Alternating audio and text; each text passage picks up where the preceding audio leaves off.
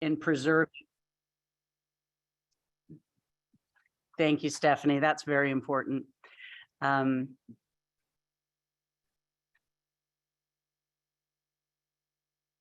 There we go. So DEQ's mission is to be a leader in restoring, maintaining, and enhancing the quality of Oregon's air, land, and water. So all the things we do today are going to be an effort to advance that agenda and that mission.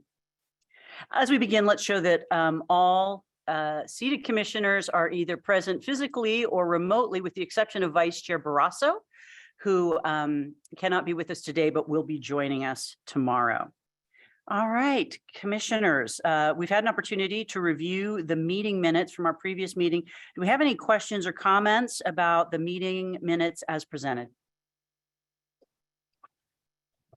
I don't see any. I also want to note that Commissioner Kyle, while we can see you, I'm going to be scanning left and right, but if you ever have a comment or a question for us and I don't notice you, please don't hesitate to just let us know if I happen to miss you.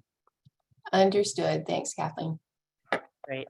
So hearing no comments or questions, I'll entertain a motion to approve the minutes as presented. I so move. Do we have a second? I second. Any further discussion? Hearing none, those in favor signify by saying aye. Aye. Aye. Any opposed, same sign. Motion carries. Our minutes are approved. All right. Our first informational item today is the director's recruitment process updates. And folks who regularly join us here at the EQC will know that this is an effort that has been in planning and starting to be implemented for some time. And so we're glad to give you an update on it today. I also feel it's worth acknowledging that Richard Whitman, the former director of DEQ, has been planning his retirement for some time. He moved up his retirement date, and so his last day in the office was yesterday. And after a short leave, his retirement will go into effect on September 30th. And so this is perfectly timely, and we appreciate getting an update on how this is moving forward at this time. So I think both Leah and Nancy are going to help us with this presentation. Yep. Well, good afternoon, Chair George and members of the Commission. I'm Nancy Bennett, Policy and External Affairs Manager. I'm here to provide an update on the recruitment for the next DEQ director, as we just heard. And I know that Chair George and actually Commissioner Kyle have also been very involved in this effort and may have some of their own updates, but I want to share just a few sort of the organizational process updates with all of you. So DEQ has retained EFL Associates as an executive search firm to assist the Commission in this recruitment. We've met with EFL and they are beginning the recruitment process working with us. The application materials were posted on the state of Oregon's job site last week, and the application period is now open and it will close October 16th unless it is extended by the chair. We're also planning a webinar for those interested applicants to hear more about the position and the agency. And I want to say this is going to be virtual and people may attend without identifying themselves. So we really want to make that available for folks. Prior to the close date on October 16th, DEQ staff will provide an update for the Commission on the number of applicants so that you can decide if you have a sufficient pool or if you want to extend it. And then the next step will be screening candidates and looking at our minimum qualifications and other qualifications. That will occur in the second half of October and early November. The results will be shared with the Commission at its November meeting, and then the Commission will decide which candidates will be moved forward for final interviews and sort of the next levels of engagement. I think that sort of internal and external engagement. Again, I kind of want to emphasize that applicants other than the finalists will be kept confidential. So just that's an important point. Assuming things stay on schedule, the Commission will conduct final interviews and meet in December for that sort of final decision. So those are just sort of our internal DEQ organizational updates, but Commissioner Kyle or Chair George, if you have other things to add. Thank you very much. Well, I think the one thing I'd add is, just as you shared, Nancy, the position is open now. Our outreach is underway.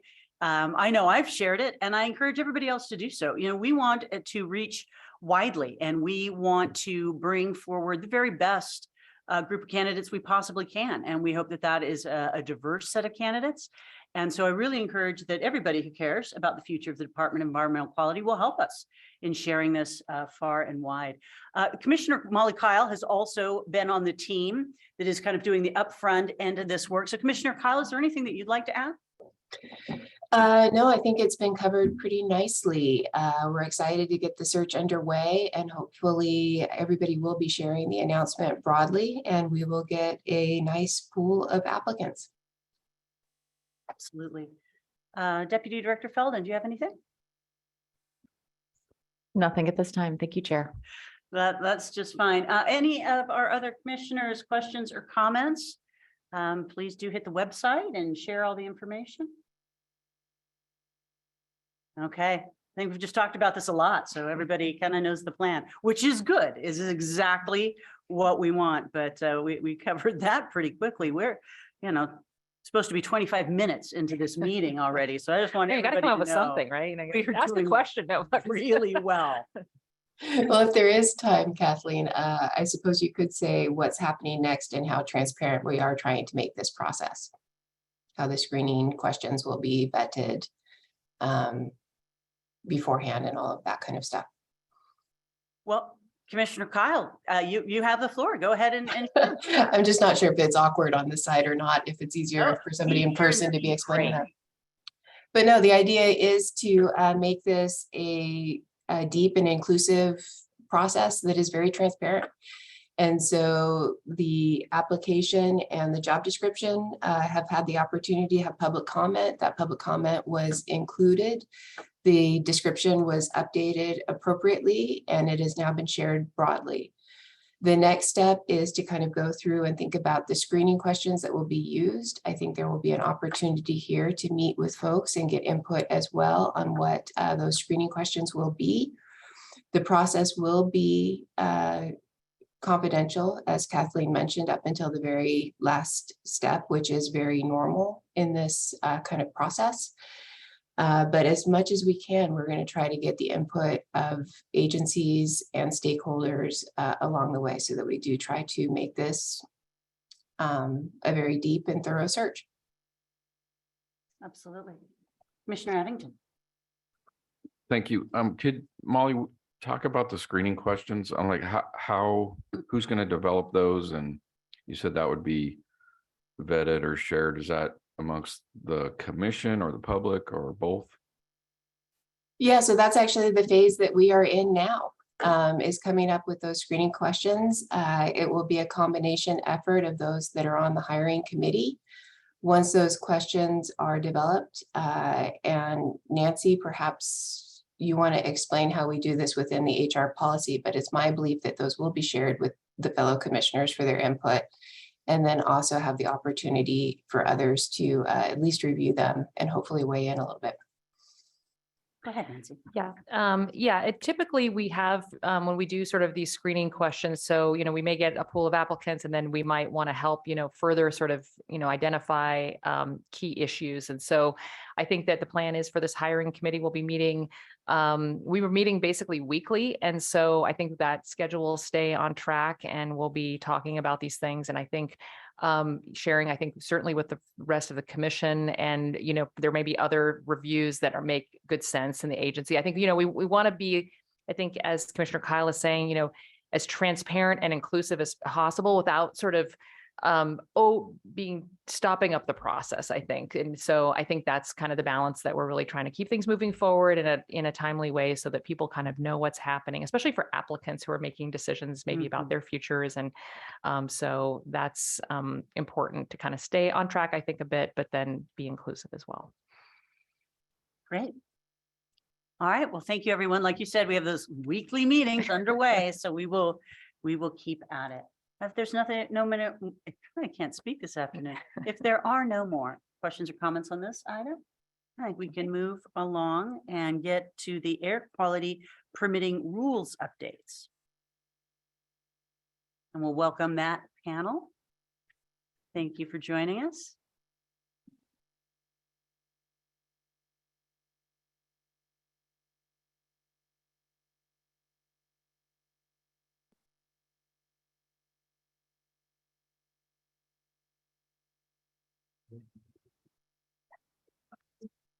Good afternoon, Chair George, Commissioners. My name is Ali Mirzakhalili. I'm their Quality Administrator for the Oregon Department of Environmental Quality. And thank you for the opportunity to provide an informational update on the 2022 air quality permitting rulemaking. This with me today is Jill Anahara, lead rule writer, and for this rulemaking, and Tim Wallerman, interim air quality program manager.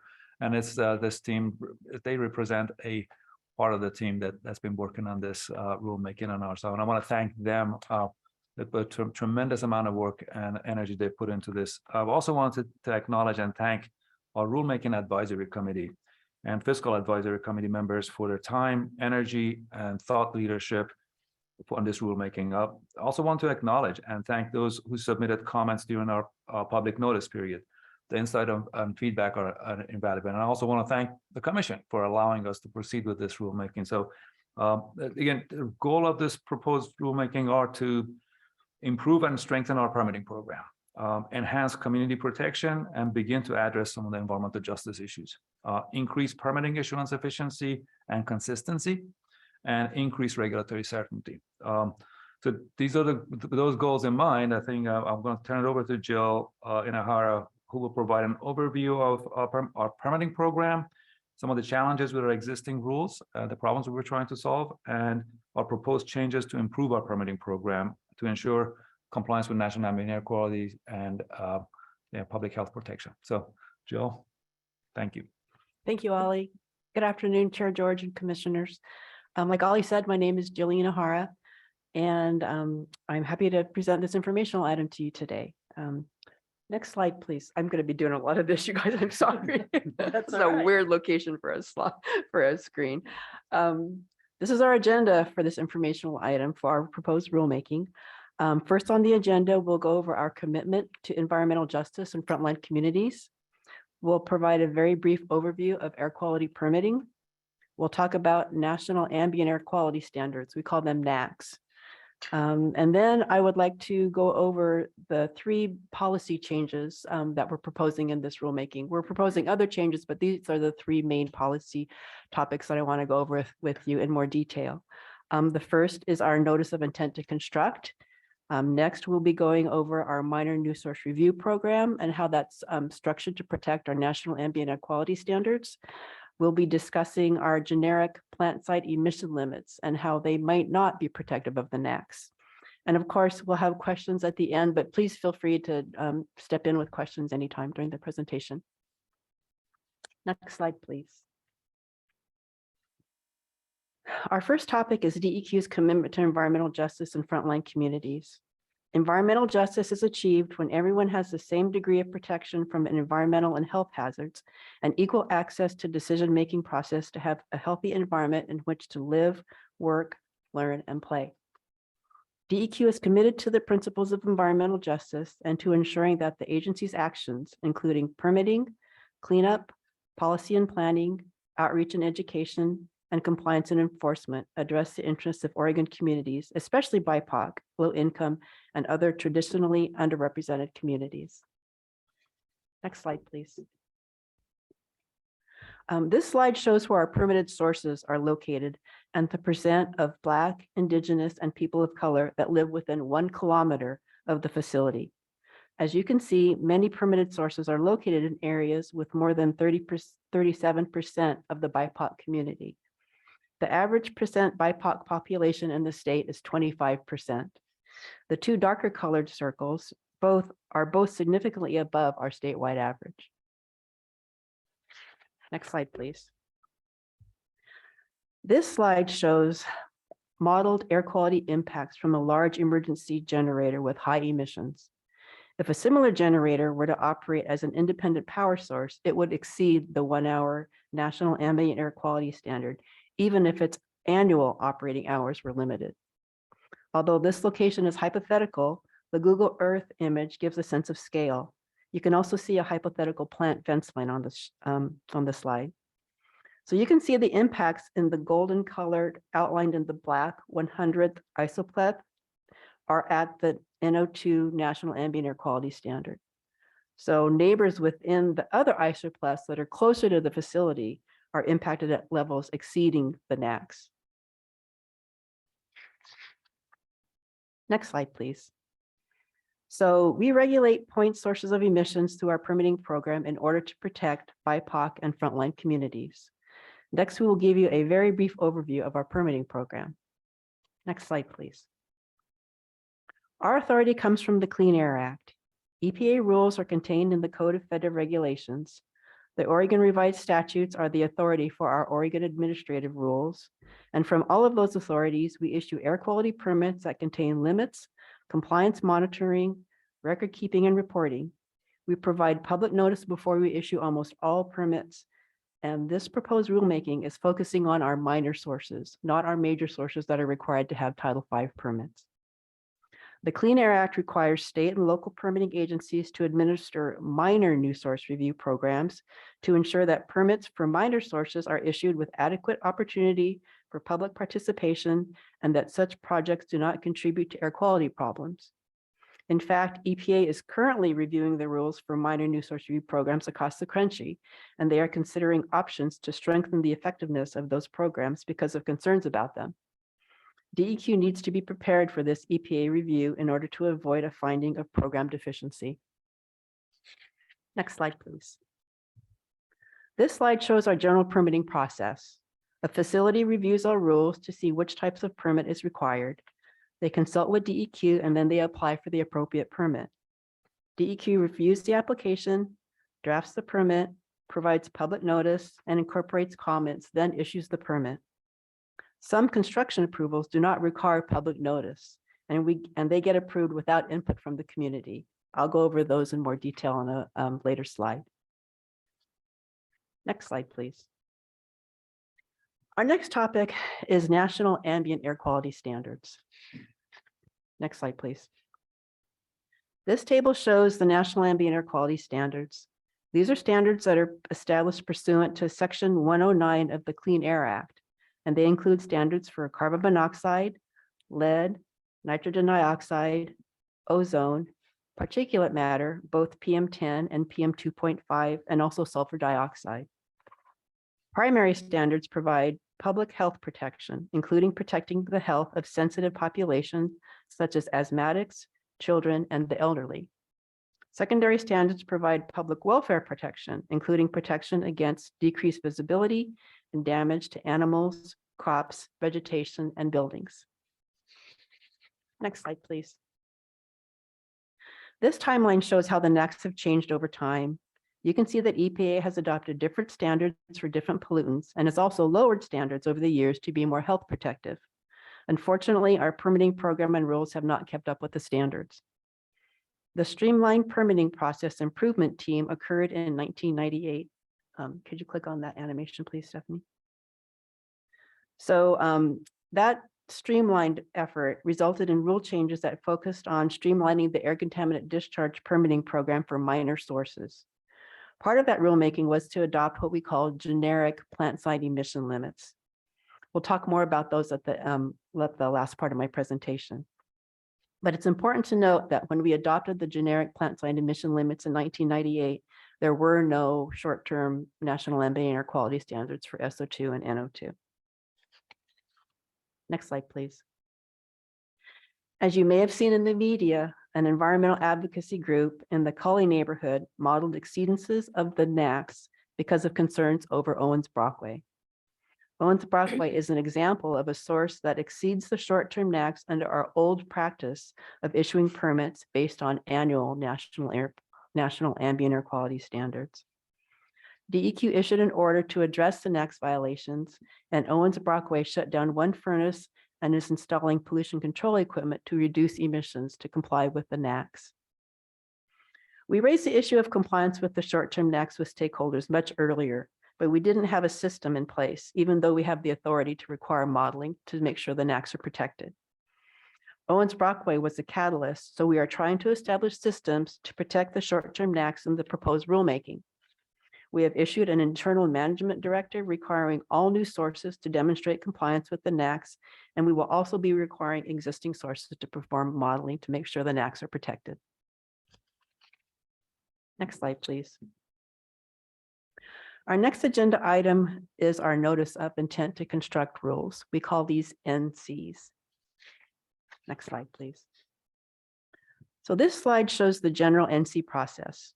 Whenever an owner or operator of a facility, permitted or unpermitted, wants to construct something, whether it's building a brand new facility or modifying an existing facility, the owner or operator must notify DEQ and submit the correct application forms. This includes equipment that emits pollution and equipment that controls pollution. Next slide, please. This slide shows a side-by-side comparison of the different types of NCs that are available to sources applying for construction approvals. I apologize for all the words on these slides, but I wanted to give you guys a side-by-side comparison so you could see the differences between the two types. So under type 1 and type 2, there's no permit modification required. Under type 3 and type 4, those do require permit modifications with public notice. So under the type 1 NC, and we're looking at individual pieces of equipment. So if the emissions from that individual piece of equipment is less than de minimis, and under type 1, you cannot increase over your permitted amount. So we're thinking replacements of equipment.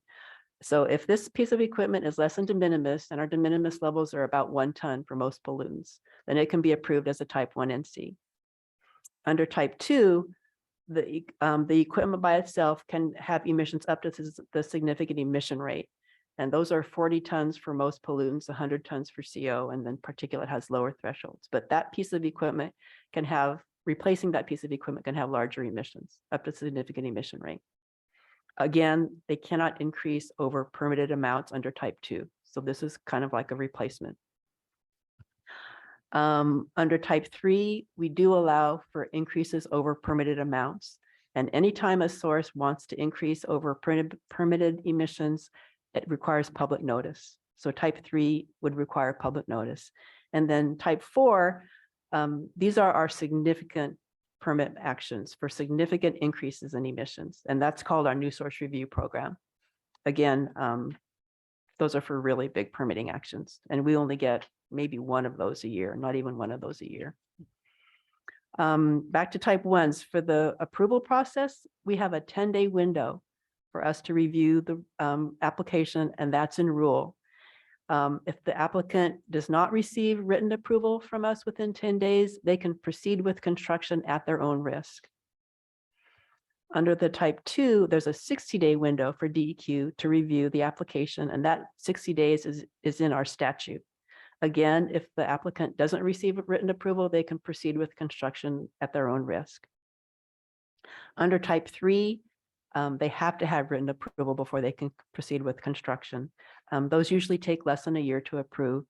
And under type 4, our new source review program, those can take up to a year, sometimes longer. It depends on how complex the application is. Again, under type 1 and type 2, there's no public notice required. Under type 3, we do require public notice. And under new source review type 4, there's an upfront informational meeting when the application comes in. And then we also provide public notice when the permit is drafted. So examples of these different types of NCs are on that bottom line. Under type 1, a facility could add a bag house. They could modify a feed chute. They could upgrade computer controls under type 1. Under type 2, they could install a thermal oxidizer, or they could install a small natural gas boiler. Under type 3, they could add a large natural gas boiler, or they could add a new paint line. And under type 4, new source review, that would be an example would be a major expansion that could double their production. Yeah, So- Commissioner Addington, just one moment, please. Just a question. So this is for new construction or modification to an existing Correct. plant? Okay, and then I guess you're gonna probably get to this, or, I mean, but it affects existing Oh, yeah. stuff too as well, right? Yes, Commissioner, the Addington, it rules. does. Okay. Yeah, so this is for brand new facilities that want to come into the state. And it's also for existing facilities if they want to add equipment or change equipment or replace equipment. So it affects pretty much everybody in the state who does construction. Okay, thank you. Chair George, Commissioner Addington, if I may just add to that, I think some of the distinction that Jill was making here regarding the de minimis values and significant emission rates that applying to replacing some equipment, as long as they stayed on the significant emission rate of 40 tons, for instance, of for new facility, obviously that would be a source that can come in with emissions less than 40 tons, 39 tons. They can qualify under type 2. And so these things apply to that you can just take it under that column. That's right, right? Joe? Actually, a new source that comes in would have to get a new permit. Yeah, So, but that, yeah. but they don't have the permit, they said they don't have the permit in place Right. for modification. Right. That is Yeah. distinction. Yeah, it's a new permit. Makes sense. Thank you. Okay, so as I said earlier, under type 1 and type 2 NCs, a source can proceed with construction even without DEQ approval. And of course, DEQ tries to approve these applications before the 10 and 60-day deadlines, but that wasn't always the case. Without a formal approval, sources are at risk for construction that may not be in accordance with our rules. I'll go over an example of where this happened in a couple slides. Next slide, please. So we've had issues with our NC rules that have been extremely resource intensive. That's why we want to propose changes to the NC rules. As I said, the type 1s, they can proceed with construction in 10 days, and 10 days is really not an adequate time for us to give meaningful review of applications. And some type 1 NC applications should have been type 2s or even permit modifications. So we're proposing rules to make sure that those can proceed, like they can get the right approval. Next slide, please. So you may have heard this source in the news recently also. Zenith Energy. Here's an example of one of the biggest challenges we've had with our NC rules. They changed from an asphalt refinery to crude oil transloading, petroleum storage, and terminal operations through an administrative amendment to their permit, and they added equipment through type 1 and type 2 NCs that did not receive approval in time by DEQ. So they went ahead and they constructed because they didn't receive written approval. The city of Portland denied Zenith's application for a land use compatibility statement. And based on that, we issued a proposed denial of their renewal application because it requires a Lux approval. So under the proposed rules, we would have had more time to review these NC applications that Zenith submitted. We would have required Zenith to get a new permit because basically they morphed into a completely different source, and we would have identified the Lux issues much earlier. The new permit would have contained compliance requirements, and the new and under the proposed rules, that permitting process would have required public notice. Sources can make a lot of changes without a review process, but again, they do so at their own risk. This proposed rulemaking will prevent similar situations from happening. Next slide, please.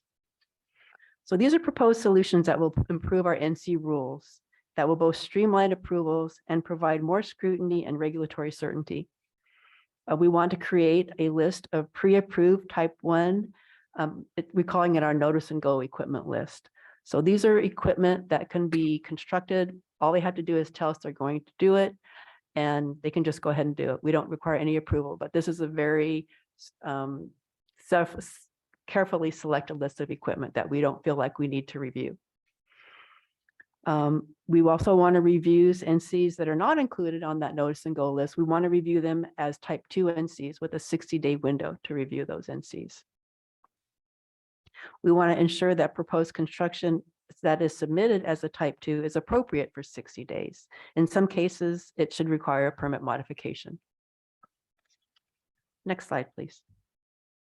So our next topic is minor new source review and how that proposed program will protect the short-term NACs. Next slide, please.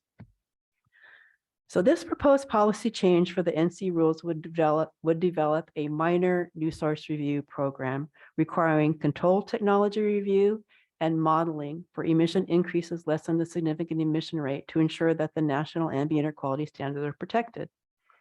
As stated earlier, EPA is really starting to scrutinize state minor new source review programs.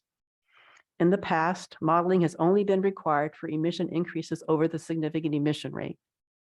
These rates were established in 1980 before 1-hour NAC standards for NO2 and SO2 were set. Significant emission rates are based on long-term or annual emissions, which do not take into account the variability of operations on a short-term basis. Because of this, the significant emission rates may not be protective of the short-term NACs. In order to protect the short-term NACs in compliance with the Clean Air Act, DEQ must apply its existing rules to require modeling information. Air quality modeling is done by sources or consultants, and it's reviewed by DEQ. And DEQ can also do the modeling if it's a small business and they request technical assistance. In addition, when owners and operators install equipment, that is the best time for them to also install equipment that would reduce pollution.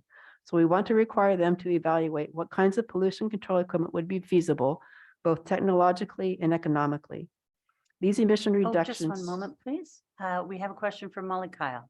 Thank you. Oh, sorry to kind of break in here, but I was hoping you could expand a little bit on the small businesses being able to do this as a consulting with EPA, what that process looks like, timelines, and that kind of thing, and how it would fit into this. I think that's going to be a very useful resource, especially for the smaller businesses. So right now, if it's a small business and, they don't often have the resources to hire consultants to do this modeling. So DEQ will do that modeling for them. So we've done that with our Cleaner Air Oregon program. We've done the modeling for them. They give us all the inputs about their facility. We do the modeling. And of course, they can review the results of the modeling, but we provide that service for small businesses. Does that answer your question, Commissioner Kyle? Yeah, is that, how has that process gone? Because I believe that was newly established with Cleaner Air Oregon. So I know I'm kind of derailing you a little bit here, but if you could kind of report out a little bit on how that's being received.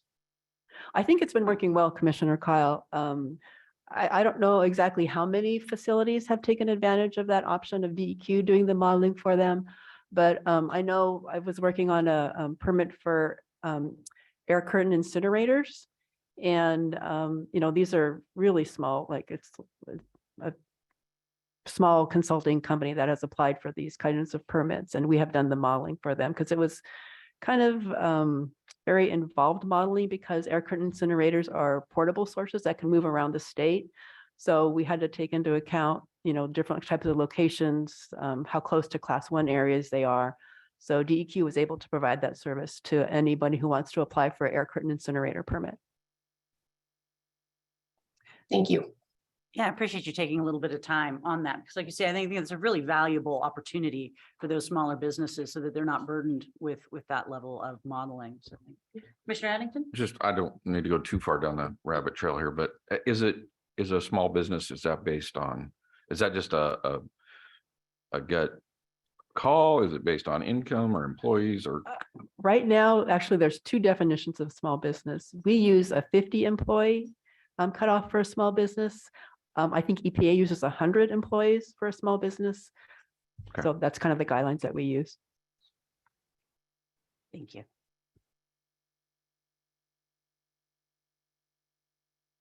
Okay, next slide, please. Sorry. So a control technology review is an important part of our proposed minor new source review program. These are examples of different types of pollution control technologies that may be required. When evaluating control technology requirements, we look at what has been achieved in practice for similar sources.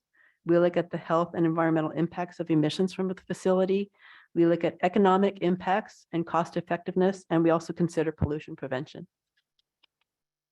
Next slide, please.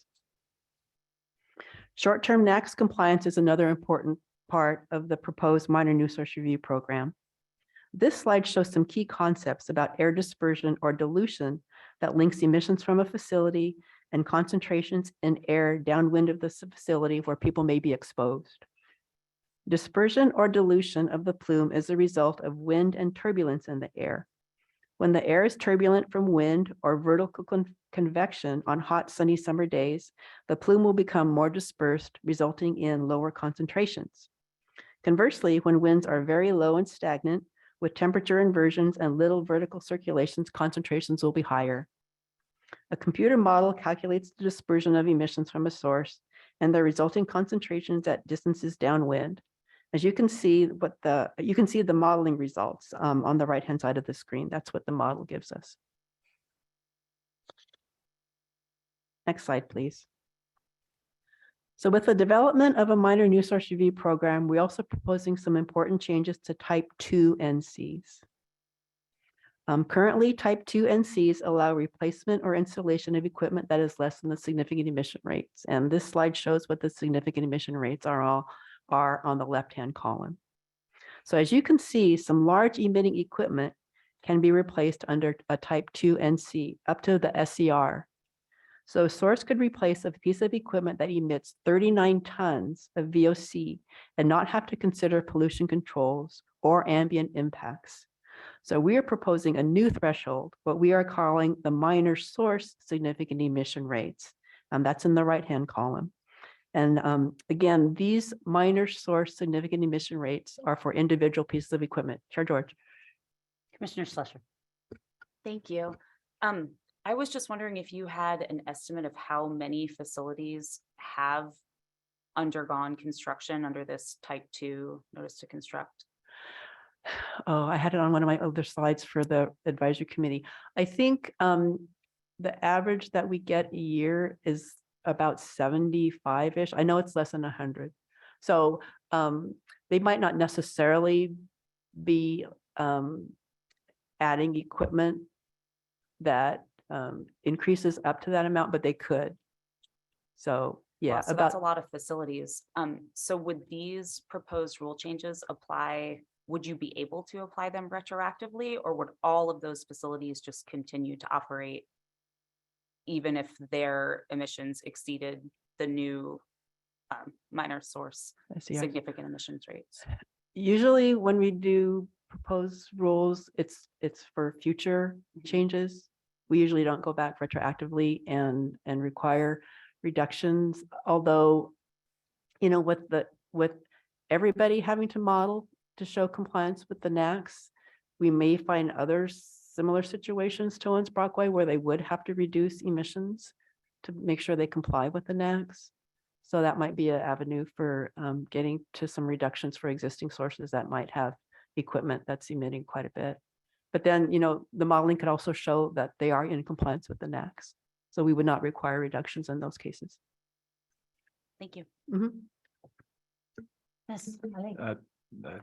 Thank you, Chair George and Commissioner Schlosser. I think we'll also, I mean, Jill is exactly right. I mean, our rules tend to become effective upon adoption, and we also need to think through implementation, how we can, you know, gear up to change and educate the stakeholders and industry how the new rules and put our forms together, train staff to implement these appropriately, and just manage that. You know, just but you know, in the last year, we've seen an uptick of notice of construction submittals to us. I think this then we had I don't know if you recall the numbers or not.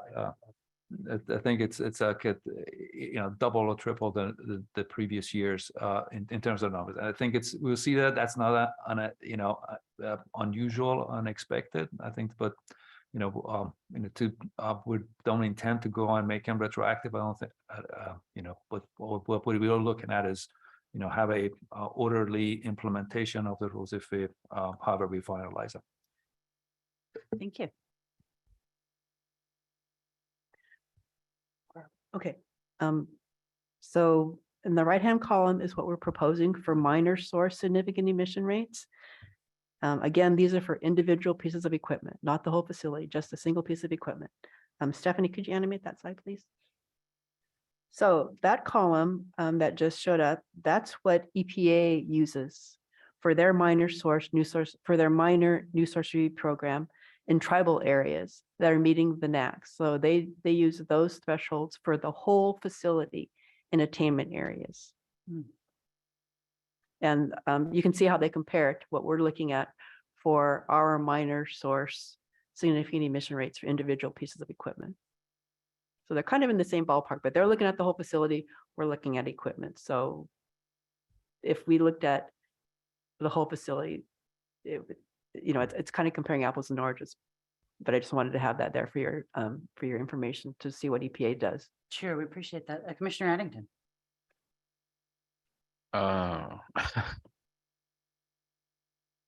Okay, so minor source, your numbers there in the blue are per piece of equipment.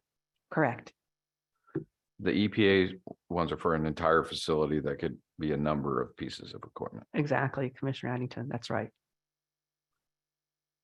Okay, why the difference? I mean, So as you can see from the significant emission rates on the, I'm sorry, I'm left and right on the left side of the screen. That's what we're looking at right now. So a facility could, that's right here, a facility, let's take nitrogen oxides, for example. So right now, the SCR is 40 tons. Okay, so they could replace a nitrogen oxide emission unit that's 39 tons and not have to tell us about it under the type 2 NCs. I mean, well, I'm sorry, they have to tell us about it. They have to get approval for it, but it wouldn't require public notice. It wouldn't require control technology. It wouldn't require modeling. Okay, so that's at 39 tons. So we're proposing to use a 5-ton minor source emission rate for that piece of equipment now.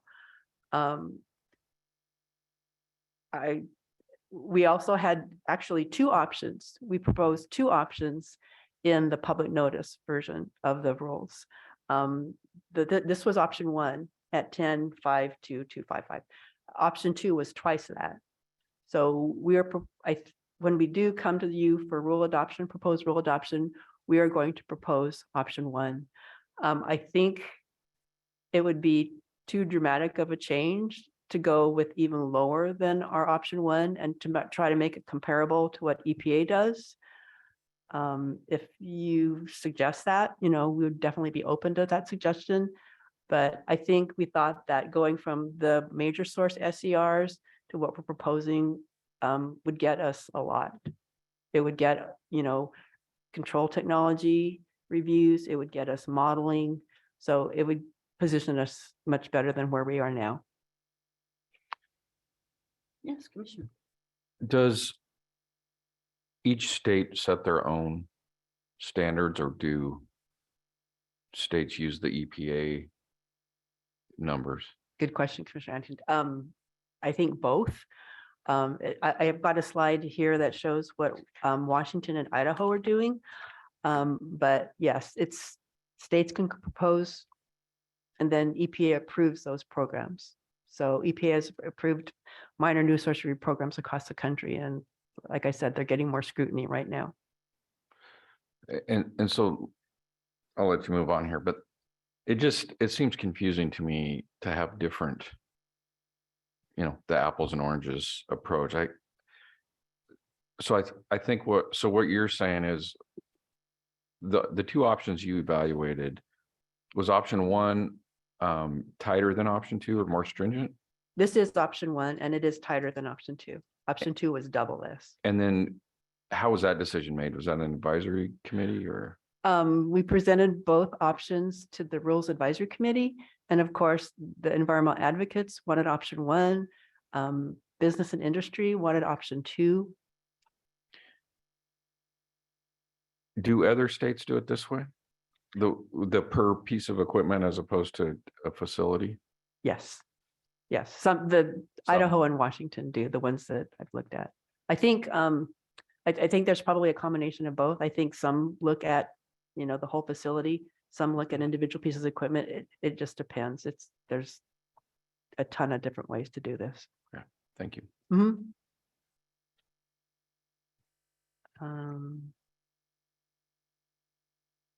Thank you for your questions. Next slide, please. This slide shows how some type 2 NCs may become type 3 NCs or permit modifications under the proposed rule changes. Please note that when I say type 3 NCs, that's really our minor new source review program, but it's called type 3 NCs in our current rules. Since we are lowering the threshold between type 2 and type 3 NCs from the significant emission rate to the minor source significant emission rate, construction projects for some individual pieces of equipment will require more scrutiny. So under type 2, again, this is not a permit modification. They are for emissions that are less than the new minor source significant emission rate. There's no technology review for type 2, no modeling for type 2, no public notice for type 2. So the features of that are there's no permit mod for replacing equipment with low emissions, and it's a quicker approval. This is the 60-day approval process. For things that don't qualify as type 2, they're going to be moved into type 3, and that is a permit modification. Emissions would be greater than the minor source significant emission rates. There will be a control technology review. There will be short-term NAAQS modeling requirements, and there will be public notice for those. So the features of that would be less emissions overall if pollution controls are required. There will be assurances that the NACs will be protected, but then these approvals could take longer. We have set up mechanisms in the proposed rules to try to streamline approvals of type 3. We are again providing simpler modeling, air quality modeling, and we also are providing a presumptive list of controls. So if they install anything on that list, they can just do it. They don't have to do the review to say, okay, let's look at 10 different types of controls. This is the top, let's go to the next one all the way down the line like they usually do. They can just say, I want to install a bag house, and we're saying, okay, good, go for it. So we have provided mechanisms to streamline approvals of minor new source review. Next slide, please. So this is what Washington and Idaho are doing. Our neighboring states have permitting programs that are more protective of air quality, both our existing and our proposed program. So Washington Ecology, they require best available control technology for all emission units. There's no cutoff. Anything that goes in, they require best available control technology to be installed. They also require modeling at what they call small quantity emission rates. They have different small quantity emission rates for different pollutants. It's pages long. Idaho DEQ, they require permits at 1/10 of the significant emission rates that you saw on the previous slide, 1/10. And they also model at what we are proposing at levels less than what we are proposing for our minor source significant emission rates. So these programs are examples of two that are more stringent than our program. Yes, Commissioner Slusher. Hey, thank you. I'm just curious why you are proposing to not be as protective as Washington and Idaho. Ali. Chair George, Commissioner Slesser, good question. I think is, we're transitioning. We didn't want to be too take too big of a bite. And again, we got to think through implementation and issues and what it is that we could absorb and implement appropriately. So that went into the discussion. Obviously, even taking this level of we received some energetic feedback on some of this from the stakeholders opposing this level. So we try to strike a balanced approach as our first step to a modification. So again, we're bringing that to you again for your guidance. See if that's an appropriate response to that or not. Obviously, we heard from others that wanted us to go a lot further. We certainly received comments that we should be looking at cumulative impact, and that's not where we're going at all yet. But this is a step forward. I think it strengthens the program. It modernizes us when it doesn't. It's foundational change to what we're doing. I don't want to just represent this and say this is not a big step. It is a big step for us to avoid difference between how we do permitting now and how we will be doing if these rules are adopted as proposed. There are those that think this is too much of a change, and we've gotten those comments. And as you said, our reference was just want to point out that this doesn't make us an outlier with our neighboring states. We didn't even present you California standards. I think that's sort of that they are more stringent and more protective across the board. But I think we just want to present that we're not going to be an outlier in this if the rules are adopted as proposed. As a follow-up, is it fair to say, as you've outlined, all this is going to require, and again, at different scales, depending on which category of facility, a facility's modification follows into. But is it fair to say that, staffing and capacity is a constraining factor in what proposals have been moved forward? Chair George, thank you for that question. Absolutely is.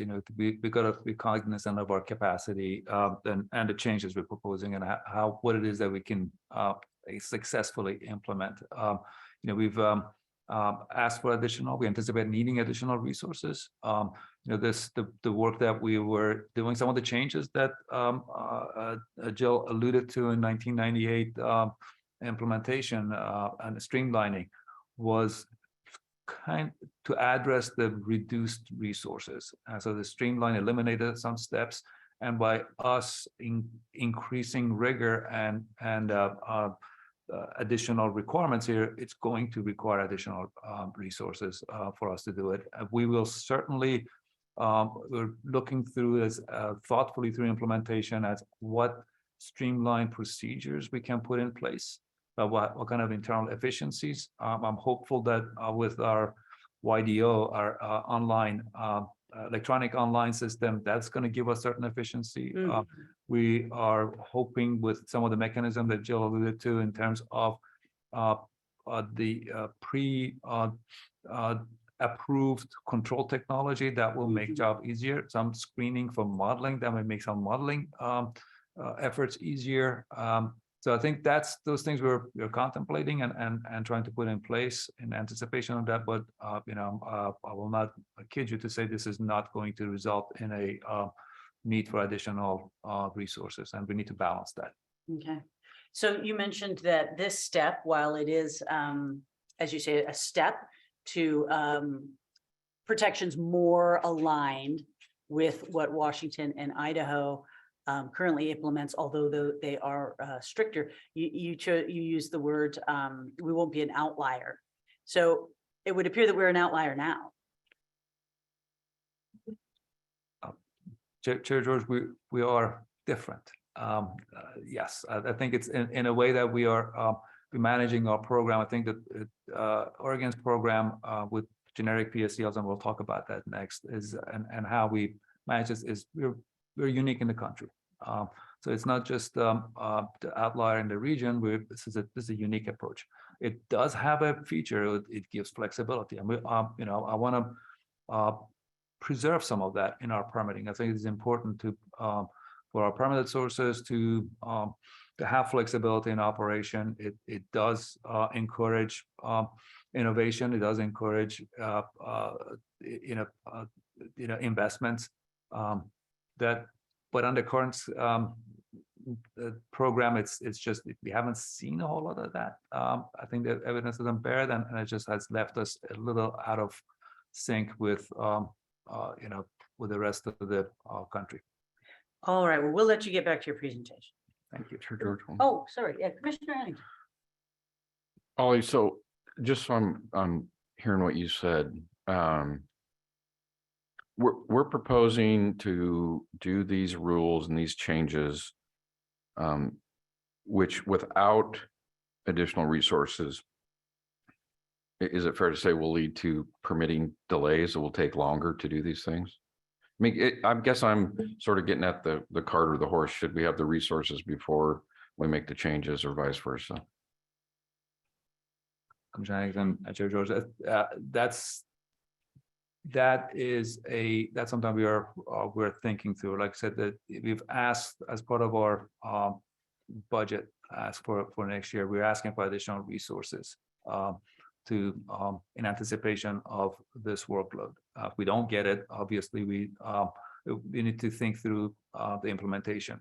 As we are looking at this, like this is a proposal, hasn't been adopted, and we've one of the commitments I've made to our regional the regions is that we have an implementation plan in place before we put this rule out there. And I think this is fair for industry as well. So how are we going to resource this? How are we going to address the backlog that we have already in our system and bring that down successfully and meet all of those objectives? It is, you're absolutely right. We are very much so cognizant of that. And it is, I think it's a necessary step for us to take here to improve the program, but we have to be, very cognizant of the resource implication. And I may come back and ask you for a glide path for implementation, as opposed to, it's just sort of a immediate, implementation of everything here as we're discussing. Deputy Director Felham.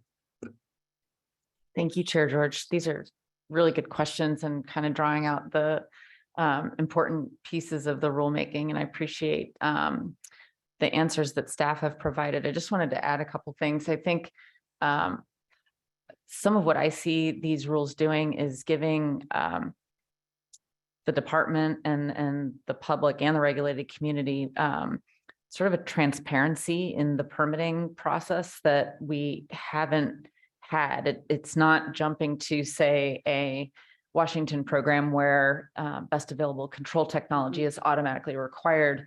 But it is saying we need to know when there are modifications that are going to be adding emissions.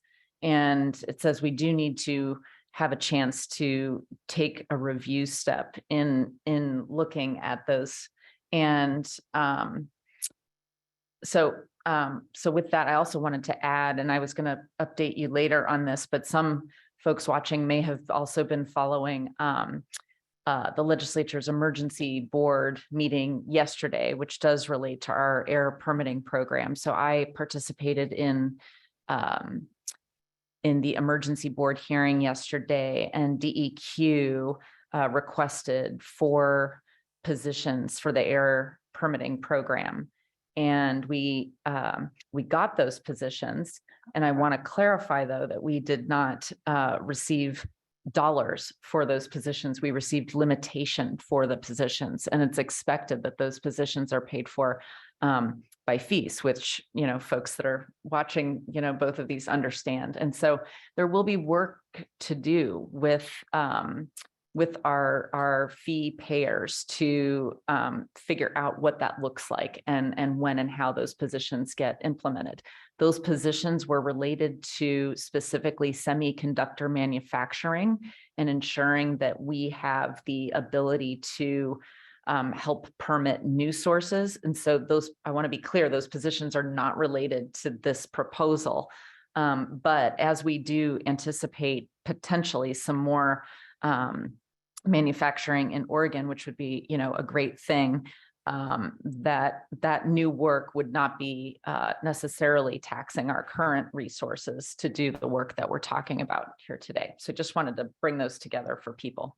Yeah. Thank you. Okay, go ahead. And Chair George, if I could add one more thing to Commissioner Addington's question. When we get applications for new construction, whether it's a brand new facility or just modifications to the facility, staff always prioritizes construction.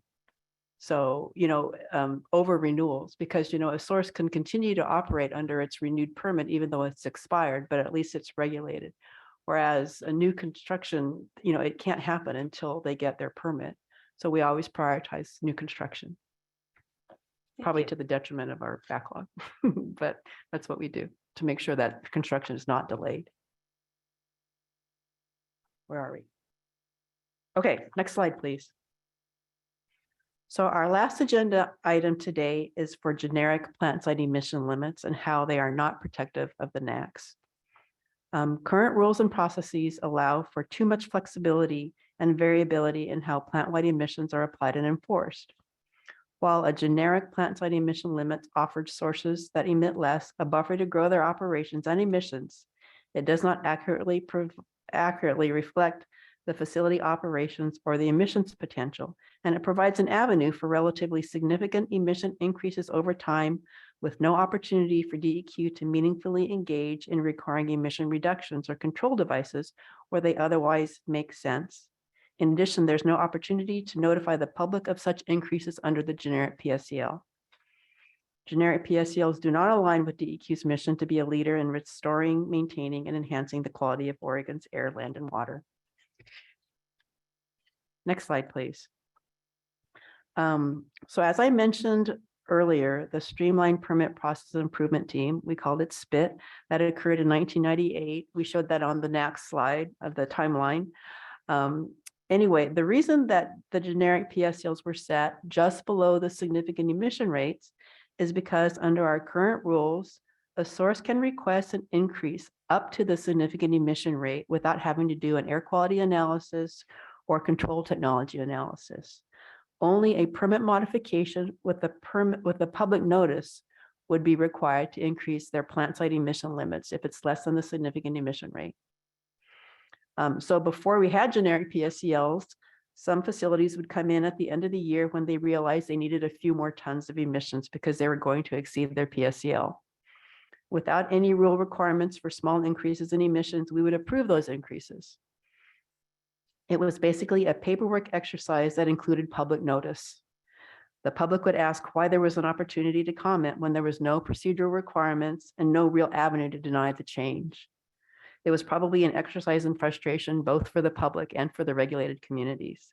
And again, adoption of these generic PSCLs occurred before there were any 1-hour NACs. Next slide, please. So this next set of slides is going to explain the generic PSCLs and what we are proposing in their place. This slide is a hypothetical example, and it explains the difference between actual emissions, potential to emit, and capacity. So this slide has a lot of information, so I'm going to walk through it step by step. Next slide, please. So the blue boxes show the generic PSCLs for carbon monoxide, which is 99 tons per year. The significant emission rate for CO is 100 tons per year, which also happens to be the threshold for a major source. 100-ton source is a major source. Remember that major sources are required to have Title V permits, which are our most complex permits, and they also require review by EPA. At 100 tons per year of CO, the source would also trigger our major new source review program and be required to install best available control technology and do air quality modeling to show that the NACs are protected.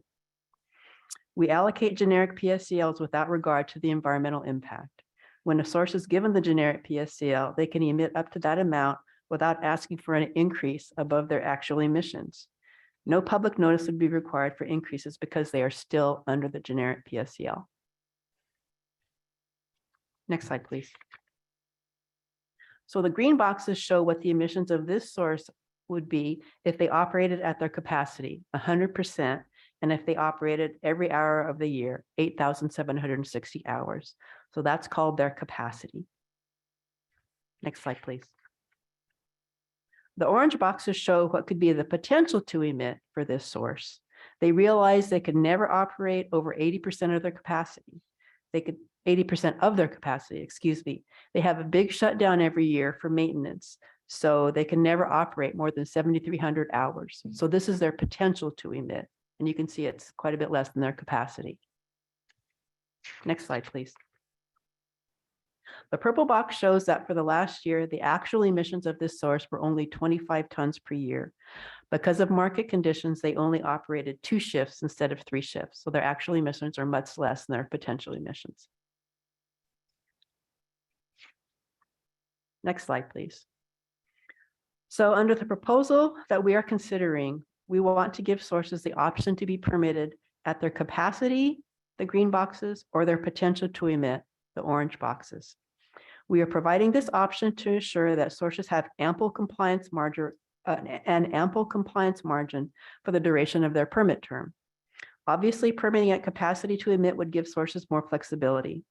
The next slide will show why a source might choose to be permitted at their potential rather than their capacity. By eliminating generic PSCLs, we would not give sources more emissions than they need. Their PSCLs would be more reflective of actual operations and would provide more transparency to the community. This concept of generic PSCLs has been incredibly hard to explain to the public.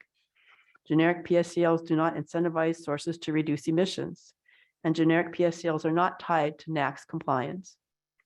Eliminating generic PSCLs will give DEQ the opportunity to review requested increases in emissions to ensure that the NACs are protected and would also provide more public notice. Next slide, please. So this slide shows why a source might want to choose to be permitted at their potential to emit rather than their capacity to emit. The orange boxes are potential to emit. The green boxes are the capacity to emit. So in this example, the blue box contains the generic PSCL for VOCs, which is 39 tons per year. The significant emission rate for VOCs is 40 tons per year. So if this hypothetical source chose to be permitted at their capacity, the green boxes at 60 tons per year, that would trigger our state new source review program. It would require control technology review, an ambient air quality analysis, and offsets if it were located in non-attainment area. They would have to offset ton for ton. So in order to avoid that state new source review program, they might choose to be permitted at their potential instead. So they might be willing to take a limit to not have to go through new source review. Next slide, please. So I want to walk you through an example of how we currently permit a source under generic PSCLs and how we would do it under our proposed rules. So if you start on the left-hand column, the requirements for the type 2 existing under our type 2 existing rules. So this facility has potential emissions, the potential to emit of 12 tons per year. Under our existing program, we give them the generic PSCL of 39 tons per year. So they could propose to add a 12-ton per year boiler under a type 2 NC because there's enough headroom in their PSCL. There's no modeling, no technology review, no public notice. In fact, they could add another 12-ton per year boiler under the same process. So they could go from 12 tons to 36 tons, and it would not require any public notice, no modeling, no control technology review. But they do have to tell us that they're doing these. So these would be type 2 NCs without public notice, without a permit modification. So under our proposed rules, say same example, they have potential to emit of 12 tons per year. We would give them a PSCL of 12 tons per year. We wouldn't give them 39, we would give them 12. So they want to add a 12-ton per year boiler. This would qualify as a type 3 NC because it's over the minor source SCRs. So it would require modeling, it would require a control technology review, and it would require public notice. So it would result in potential lower emissions if they had to add controls to that boiler. And it would also provide certainty that the NACS is protected because of the modeling requirements. So the cost for a type 2 NC right now is $720. There are a range of fees for a permit modification under the minor source new source review program. It depends on the type of modification and how much change needs to be made for that permit. But with the cost range for a type 3 could be $1,800 up to $9,000. So it is quite a large increase over the $720 type 2 NC. So under type 3, those permit modifications require review of modeling results. It requires a control technology review, and it requires public notice. So those are 3 aspects that would never be required under our type 2 NCs. So again, we've included provisions to streamline type 3 under this minor new source review program. The notice and go, no, I'm sorry, not the notice and go, the modeling by DEQ, and the presumptive list of controls. So those things would streamline these approvals. So I think some of the advisory committee members were concerned that this would delay construction, but the mechanisms that we have included in the proposed rules would probably, it would allow us to approve them a lot quicker than we currently do right now. Next slide, please. So those are all the policy changes I wanted to go over with you today. This slide shows the timeline for this rulemaking. We had initial discussions with industry and environmental advocacy groups that started in earnest in the summer of 2021. We formed a rules advisory committee that met 5 times. The public notice period for this rulemaking was extended for 3 weeks upon request. And now we are responding to public comments. And we are changing the proposed rules where needed, where we got good comments that we didn't think about. We received comments from 22 individuals and organizations. So as you can imagine, we received comments from environmental advocates supporting most of the proposed rules. And we also received comments from industry opposing most of the proposed rules. And with that, I'll turn it back over to Ollie.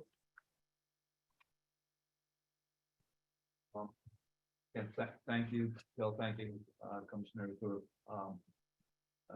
hearing us out. And again, thank you, Jill, for providing a great overview of the ongoing efforts for this rulemaking. Again, I just want to summarize this rulemaking objectives. We're trying to modernize our make sure this is on. We modernize the DEQ's permitting program to align it with national ambient air quality standards and to the DEQ's mission and bring us on par with other state programs. We want to align DEQ with EPA's minor new source review program and for the CFR Part 51, as Jill alluded to, provide more transparency and protection for the communities. It's another goal that we're hoping to meet, and create more consistency in implementation. So those are the sort of the criteria we want to apply here, and the goals for this. We are committed to equity, environmental justice for underserved and overburdened communities that often lack access to adequate air quality information. This rulemaking strengthens DEQ's air quality permitting program and creates more transparency for frontline communities. Again, I want to thank you for your attention and opportunity to present today. And if you have any additional questions, we're certainly here to answer them. Well, thank you very much. I just want to share that I really appreciate you grounding and then concluding the presentation as well with the acknowledgement of the environmental justice issues that are absolutely real and that haven't gotten, in one person's opinion, as much attention as they deserve in the past. The reality is that not all of us are affected equally by pollution, and those marginalized communities, those poorer communities, do not have the kind of flexibility to just, move from a place where they're being exposed to higher levels, and at times levels that put they and their families at risk. So I just want to express my appreciation for you putting it within the values of environmental justice, because for me as one person, that's particularly important. Commissioner Slusher. Thank you, Chair George. Stephanie, could I ask you to show the slide with the map that had where facilities are located and the percentage of the local populations that are BIPOC or environmental justice communities? I think it's slide 4, Stephanie. Thank you. So looking at this map and then based on the information presented today, so what it sounds like to me is we've had a lot of facilities that have constructed or modified their equipment and didn't provide notice to the community when they did so because their emissions increases weren't high enough, which means that there are presumably a lot of facilities operating in these areas where you see a lot of red dots, where the communities might not even be aware of how polluting these different facilities are, just given the fact that we have for so many years been operating under the current permitting requirements and standards. So I'm wondering if you considered the potential for including more stringent safeguards for certain airsheds or communities where you do see these clusters of facilities and you know that the populations in those communities may not have the resources or the knowledge to really address the problems and the health risks that their families are facing. Chair George, Commissioner Slusser, that's a great point you're raising. I think you're alluding to, perhaps an analysis of cumulative impact, and that's, I talked, as I mentioned earlier, that's not where we're going with this effort. I see that as one of the things that we tried to do, and after the example that Jill presented here on Owens Brockaway, we find that the existing facilities are, we're under permitted levels. They allow exceedances of ambient air quality standards, and we're undertaking a program of assessing what, do we have, is that a widespread or is that just a one-off? So we're trying to the extent our resources allow, and to identify and then add, investigate those and see to what extent this is a problem with existing facilities. Some of that, I believe we have existing authority to require that. We've tried to clarify it in this proposed rulemaking when we've asked some certain facilities that are going through renewal and doing modeling for other reasons to actually do that analysis on a voluntary basis. We've gotten pushback saying that go adopt the rule and then make me do it. So I think this is, I think absent of litigation, I think this clarification in this rule will allow us to more systematically approach those things and not clarify our authority in the rule that we can ask it. It will be a faster way of getting those answers. And then if we identify them, we have to figure out how to correct it. I think that's the other issue, because if you have multiple facilities causing an exceedance in an area, who do we, what's the proportional responsibility?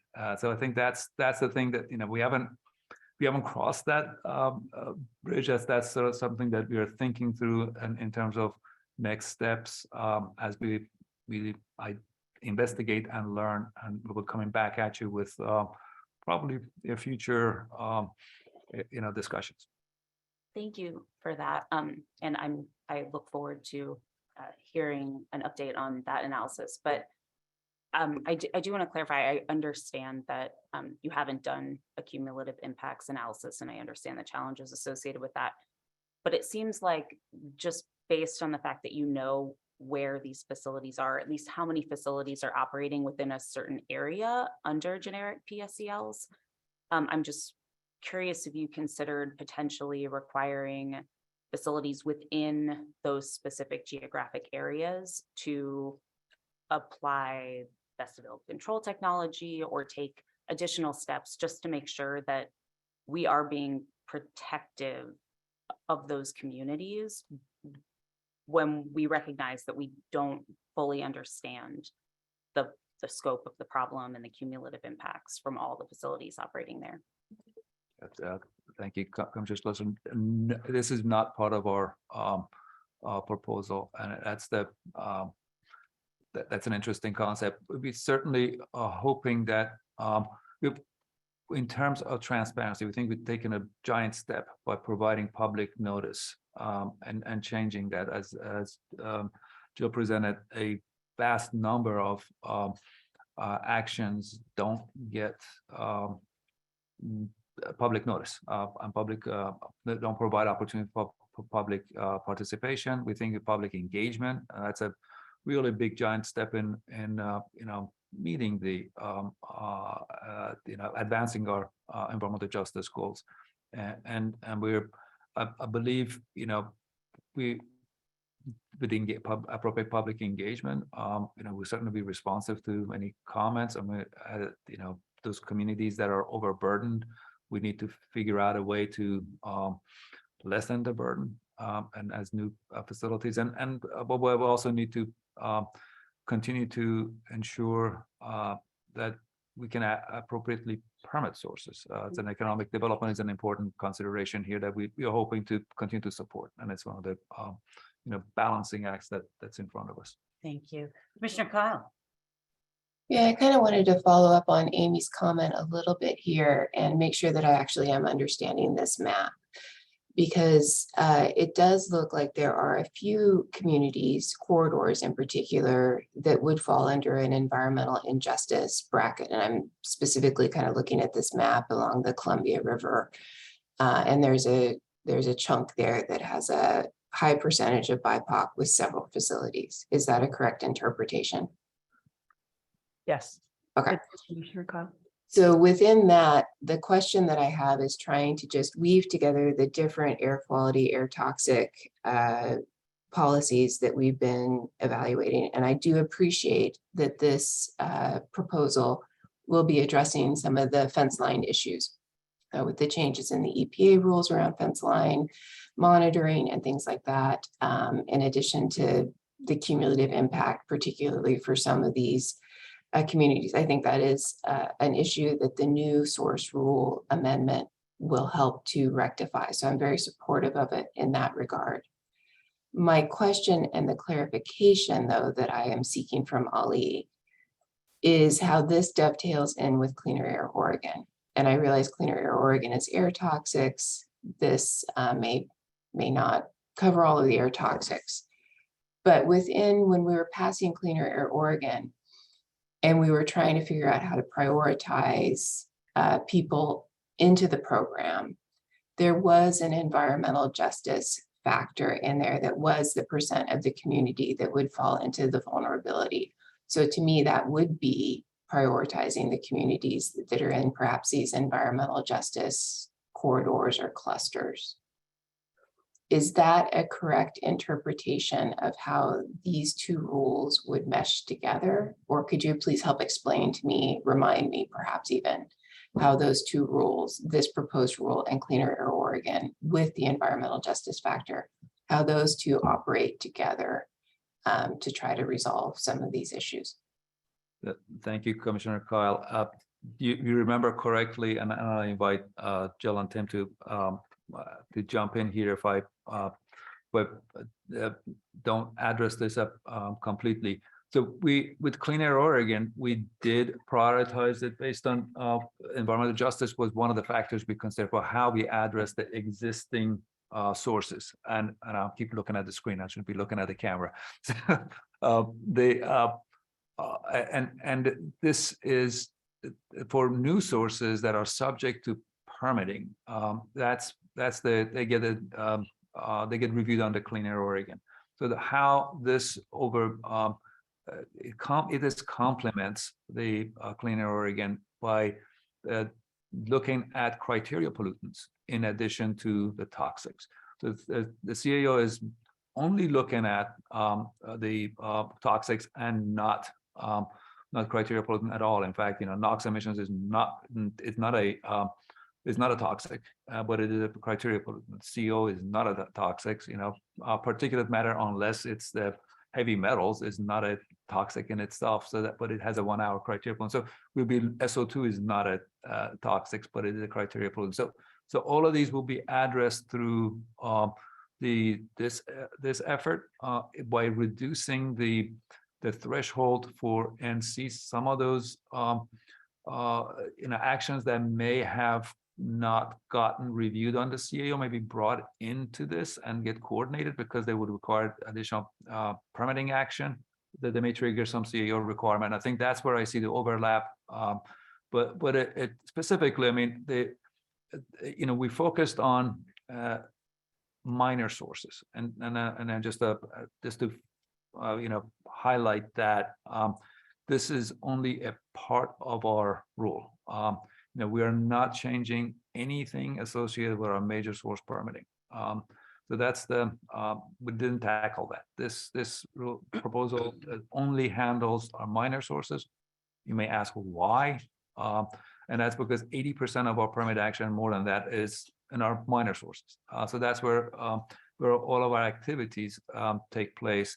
It is where our facilities are located, or as you can see, there's a coincidence with environmental justice and communities. And I think that's where I think we're nicely addresses that overlaps. And I think that's we're trying to harmonize this rulemaking with the Clean Air Oregon and make sure that we're looking at all the pollution that's coming on at the same time, and offering the protection that's under both programs. And it's one permitting, just to be candid with you. And I don't want to, this is not a we're doing toxic in this shop and then criteria in the other shop. It's one facility. They come in and get one permit from us, regulating the entire pollution.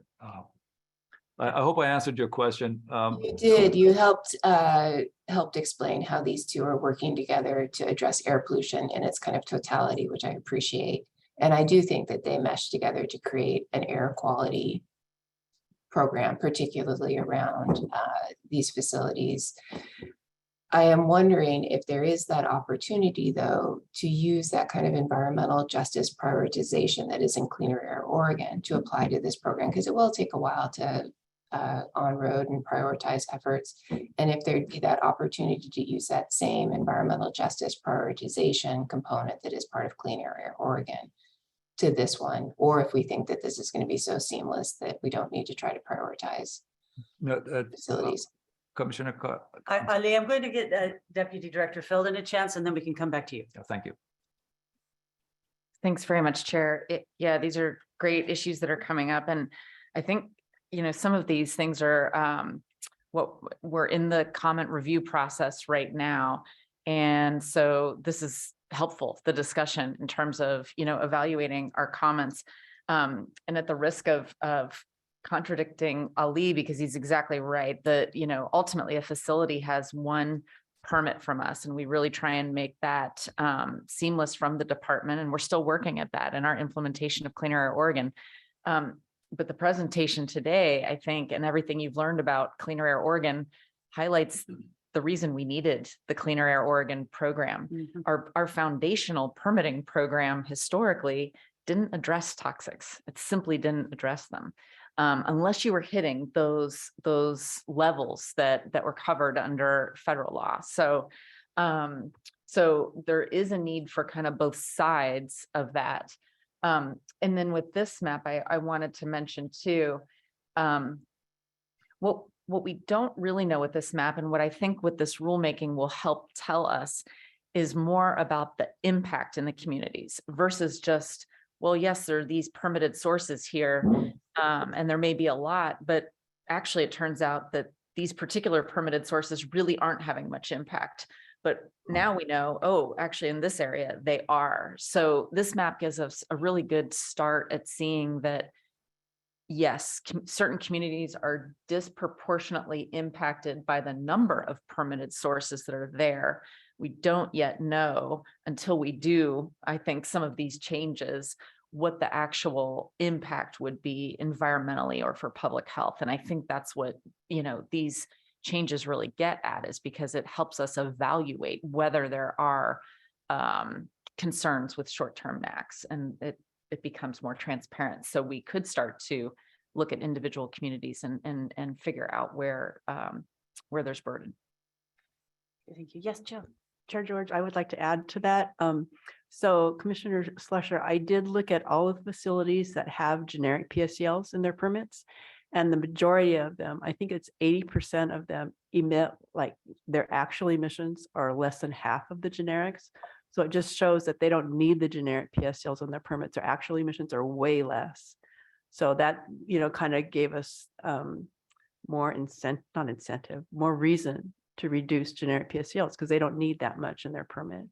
So unlike Leah said, yes, there are a lot of facilities around BIPOC communities, but their impacts might not be over the NACs. But this will give us an opportunity to make sure of that. And I also wanted to say one thing to Commissioner Kyle. Commissioner Kyle, as you know, that there are toxic air contaminants that could be either particulate or VOCs. I don't know where to look. So those would get addressed under our minor new source review program at these lower thresholds. So it does kind of overlap with Cleaner Air Oregon. And as you probably remember, the legislature took out our cumulative approach to toxics. So they shut us down there.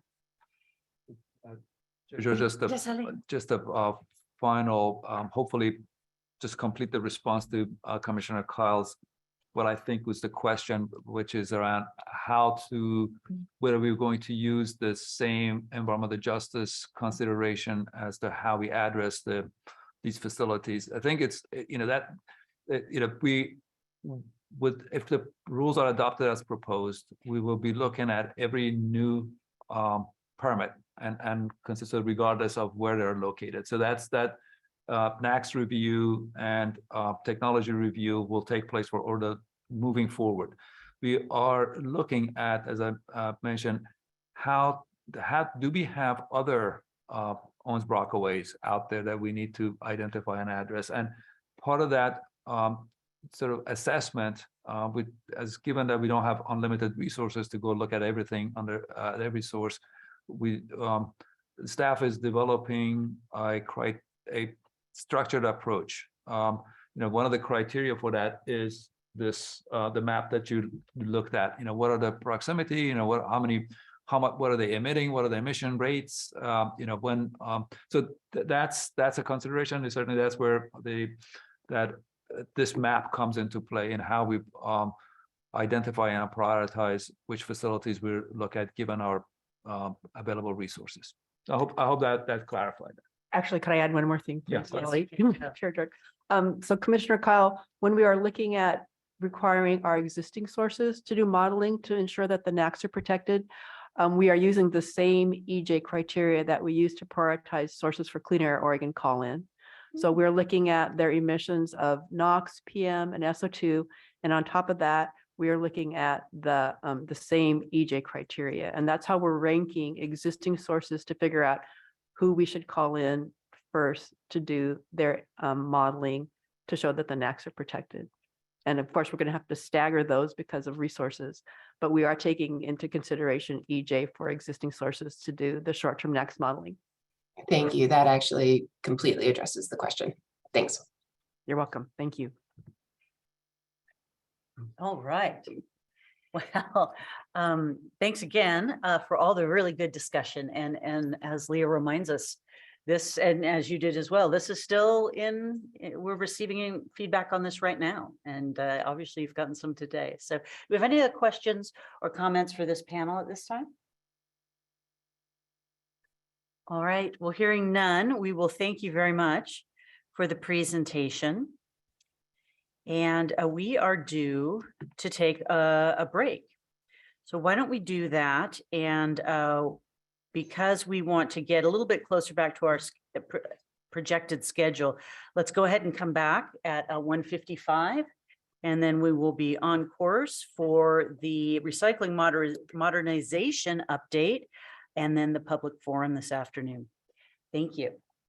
Thank you. Thank you. And Commissioner George, I just want to remind you that I'm going to miss the modernization, the next section due to teaching. So I will be watching the video, and if I have questions, I'll follow up with the staff. Great, thank you very much. And Stephanie, I'm sure we'll be pausing our recording at this time. Yes, thank you, Chair George. This is Stephanie Caldera, your commission assistant. I'll pause the recording at this time. And for members of the Zoom, you can see on your screen, the commission will return at approximately 1:55 p.m. Thank you.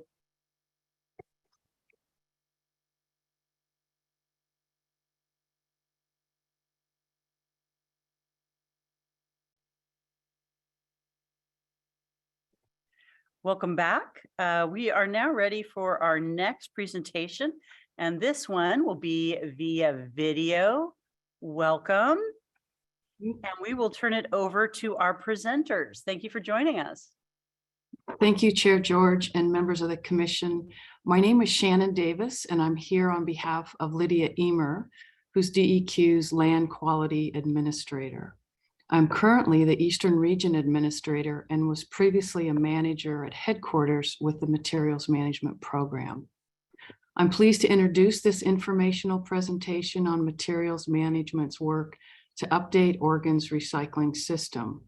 This program plans to bring proposed rules to you in September of 2023. In 2012, the EQC adopted the 2050 vision in which Oregonians produce and use materials responsibly, conserve resources, protect the environment, and live well. And materials management is an approach to serving human needs by using and reusing resources most productively and sustainably throughout their life cycles, generally minimizing the amount of materials involved and all the associated environmental impacts. This approach presents rich and transformative opportunities for DEQ and all people in Oregon to better protect our environment. This work is critical because a significant amount of our greenhouse gas emissions come from our consumption of materials. DEQ estimates that Oregon's direct consumption of materials in 2015 contributed approximately 41% of all consumption-based emissions. This is more than emissions resulting from direct consumption of fuels and electricity combined. Research also shows that the bulk of good or services emissions occur before it is purchased rather than from its disposal. Therefore, strategies related to promoting sustainable production and consumption can effectively reduce Oregon's contribution to greenhouse gas emissions. One of the tools we're sharpening in Oregon is extended producer responsibility, which requires producers to pay for proper disposal of products after their intended use. This opens the door for conversations about how to reduce the impacts of materials at the design and manufacturing stage. As you previously heard, Oregon's 2021 legislature passed a landmark law that will lead the nation in establishing an extended producer responsibility program for printed paper, packaging, and food serviceware. This program will join similar programs for paint, electronics, waste medicines, and soon mattresses. And now I'll hand the presentation over to Cheryl Grabham and Roxanne Nair, who will tell you more about how DEQ is implementing this new law. And they'll preview the topics we'll be bringing to you for consideration during the rulemaking process next year. Cheryl? Thanks, Shannon. Next slide, please. Chair George, members of the commission, my name is Cheryl Grabham. I'm the program manager for DEQ's Materials Management Product Stewardship Team, which oversees Oregon e-cycles, paint product stewardship, drug takeback, and an upcoming mattress recycling program. Also, the Recycling Modernization Act that we're here to talk about today. Briefly, I'll describe the challenges that the Plastic Pollution and Recycling Modernization Act addresses, the solutions that it includes, and the obligations for different parties. First, I'll walk through some information to Cheryl, make sure. excuse me, is there any way you could get a little closer to the mic or move it toward you? You're just a little soft for us. How does that sound? A little better? That's okay. Go ahead. Thanks. Okay. So first, I'll walk through some information to make sure we're all starting with some shared understanding. The Plastic Pollution and Recycling Modernization Act uses an extended producer responsibility, or EPR, approach. What is EPR? This drawing depicts the life cycle of a product split roughly into three phases: production, consumption, and end-of-life management. Recycling, in principle, makes this a cycle. Traditionally, producer responsibility for products does not extend beyond the moment when consumers make a purchase. The idea of EPR is that extending producer responsibility beyond point of sale, and particularly into the end-of-life phase, is both more equitable and can leverage positive change. The responsibilities in EPR can include many things, including financial, physical, and legal obligations. Next slide.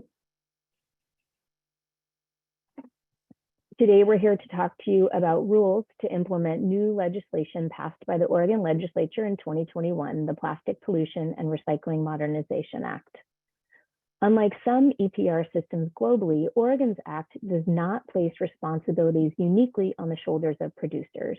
It is a shared responsibility approach, keeping our local waste management infrastructure intact instead of placing full responsibility for end-of-life management on the producers.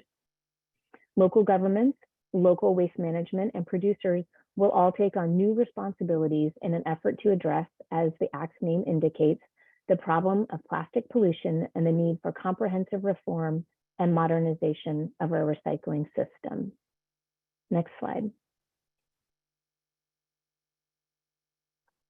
The Act addresses particular challenges through the specific solutions that will modernize the recycling system. Over the years, Oregon's elected officials, DEQ, and people who live in Oregon have taken note of a number of challenges that are holding back the recycling system from fulfilling its role as an integral piece of the state's waste management hierarchy.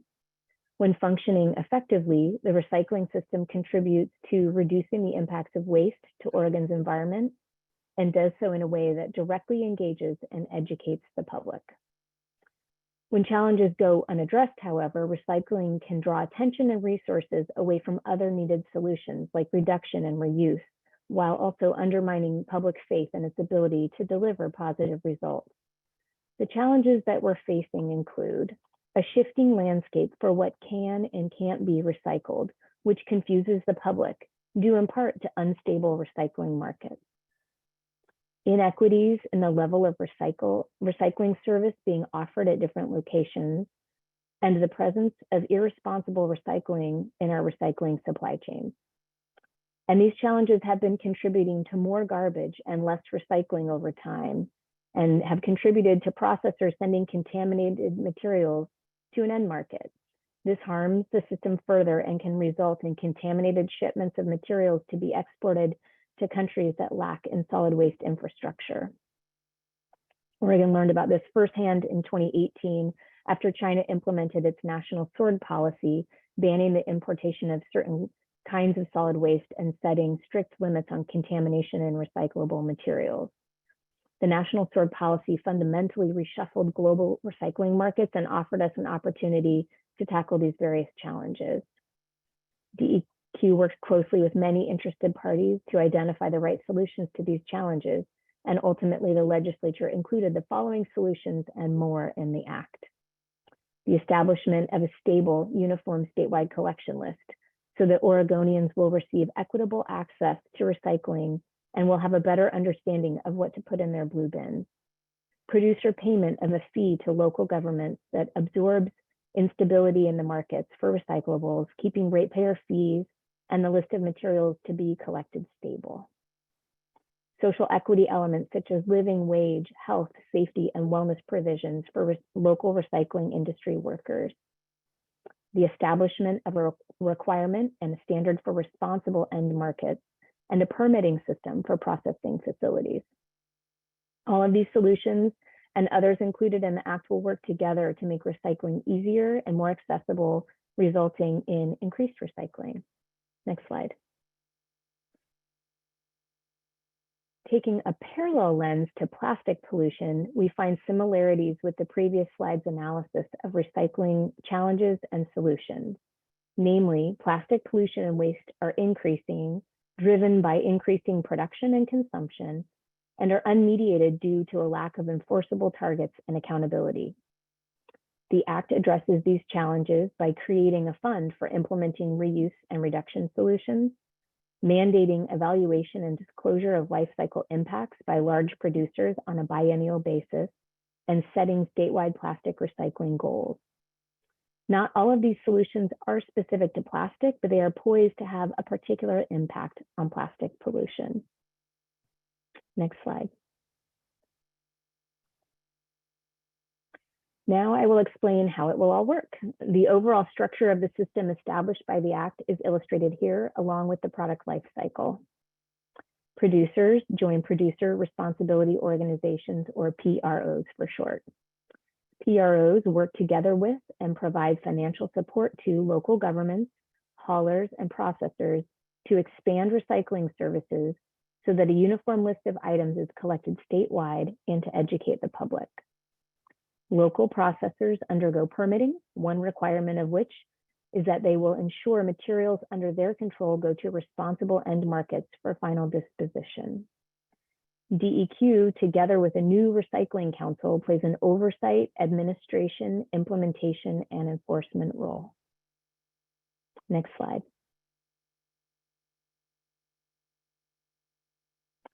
The Act created a recycling council that consists of 17 members appointed by the governor and 2 non-voting members of the legislature. Members represent producers, community-based organizations, local government, the recycling industry, environmental nonprofits, and small business. Next slide.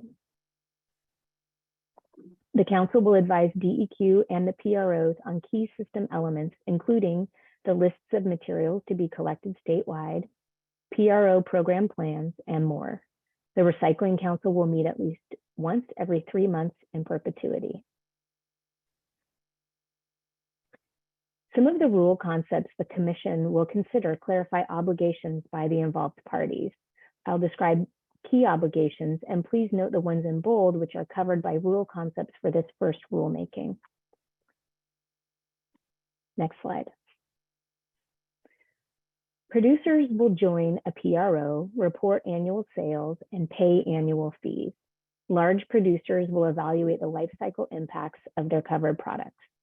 Local governments will identify needs and opportunities to expand service and will begin to collect materials on a statewide collection list. Processors will undergo permitting and send materials for recycling at responsible end markets. Next, I will describe the obligations of the producer responsibility organizations. Next slide. Producer responsibility organizations have a central role in implementing EPR. They are the bodies that enable producers to extend their responsibility downstream. Therefore, the PRO's obligations under the Act are broad. In their draft program plans, prospective PROs will describe their approach to fulfilling these obligations in comprehensive detail.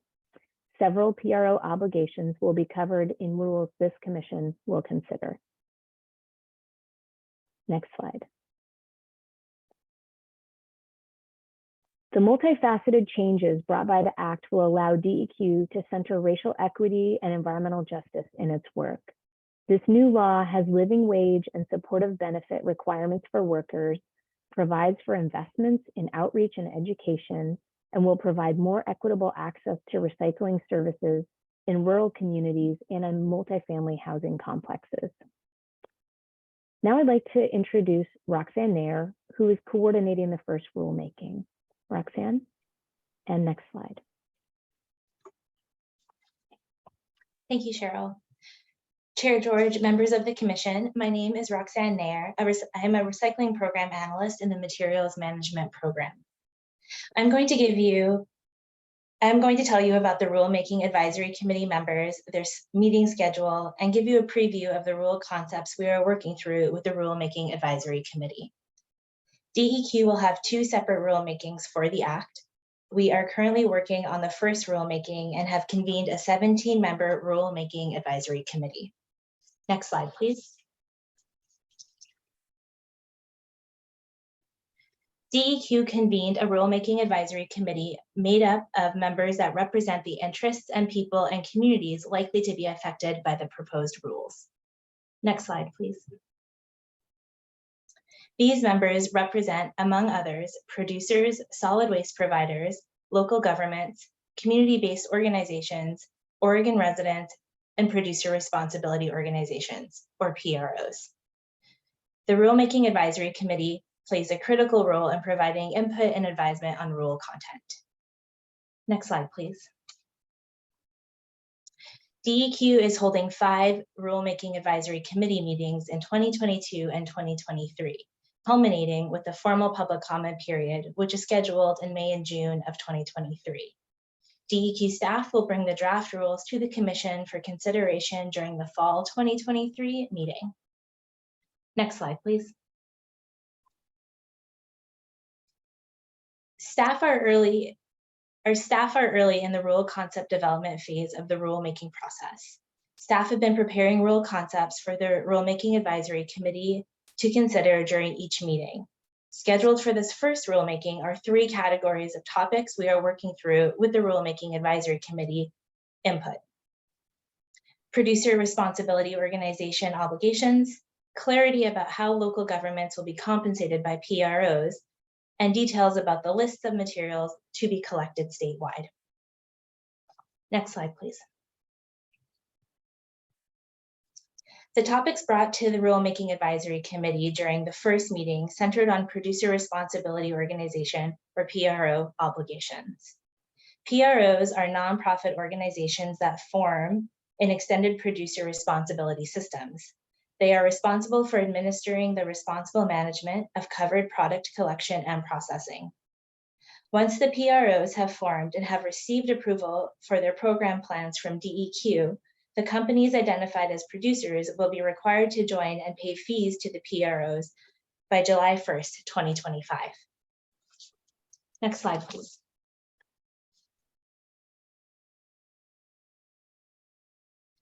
The PROs will have many obligations under this new system, including reimbursing local governments for certain costs, for example, transportation costs, contamination reduction programming, and expansion of services, providing collection services that meet DEQ's performance and convenience standards, ensuring collected materials go to responsible end markets, providing a commodity risk fee to reduce fluctuation in rates, and supporting expansion of plastic recycling to meet statewide goals. Next slide, please. The Act requires the EQC to establish by rule the obligations of producer responsibility organizations. DEQ presented the topics related to PRO obligations to the Rulemaking Advisory Committee during the July meeting.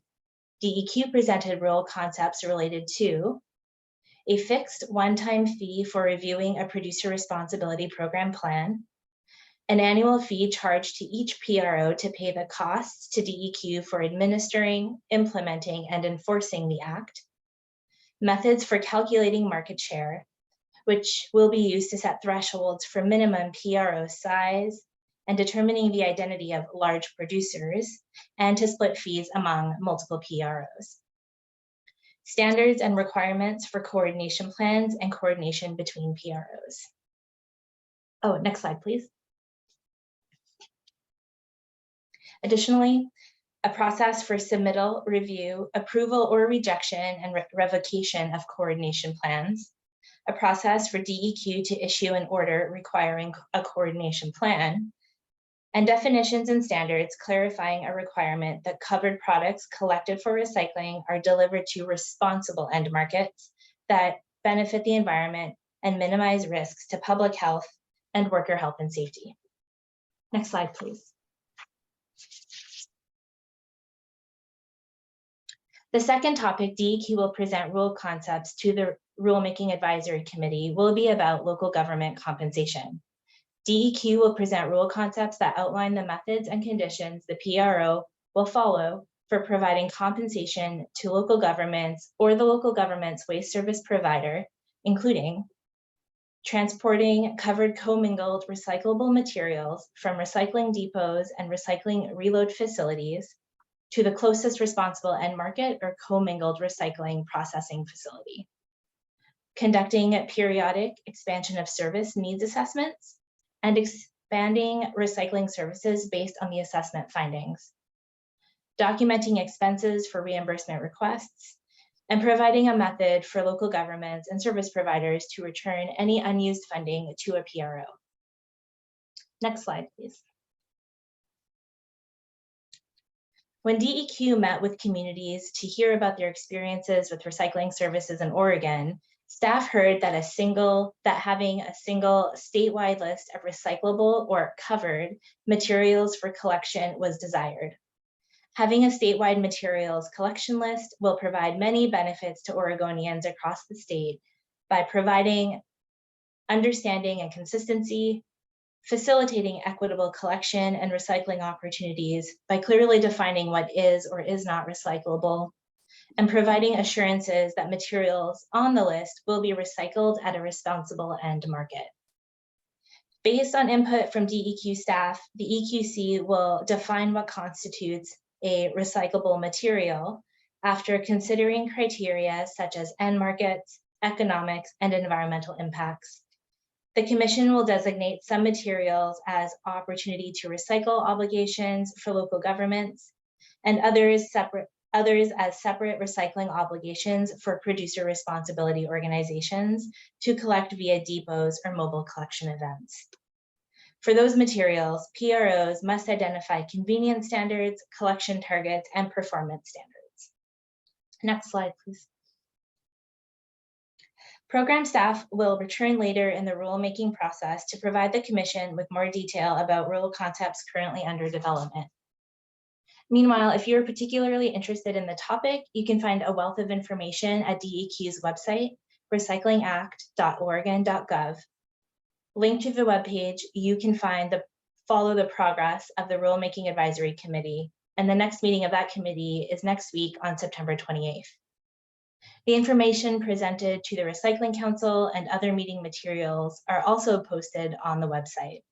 The Recycling Council will meet next in October. We wanted to bring this to you in the early stages of this work to begin to hear your questions. We plan to visit the Commission with an informational item in early 2023, and we welcome your feedback about what other information you might need in advance of the September 2023 meeting. Thank you.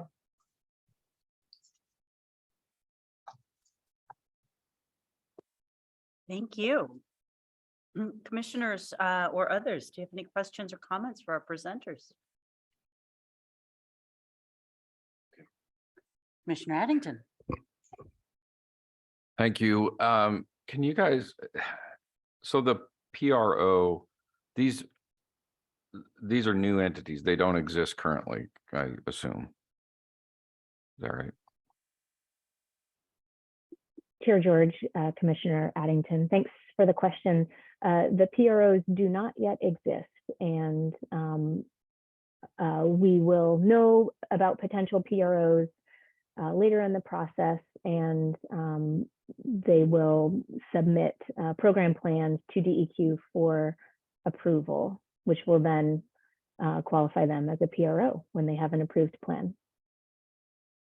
And then I don't think this is necessarily falls on you guys, but I just wonder if the legislation or somewhere throughout the process, is there any evaluation of the effects that the annual fee will have on consumers? Like, I mean, the price is going to go up, right? They're going to pass it on, I would assume.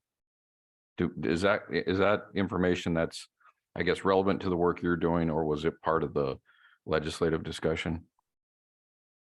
Chair George, Commissioner Addington, yes, that was part of the legislative discussion, and there have been studies to indicate that the cost of this program in Oregon should not lead to any substantial increase in consumer prices for products covered under this law.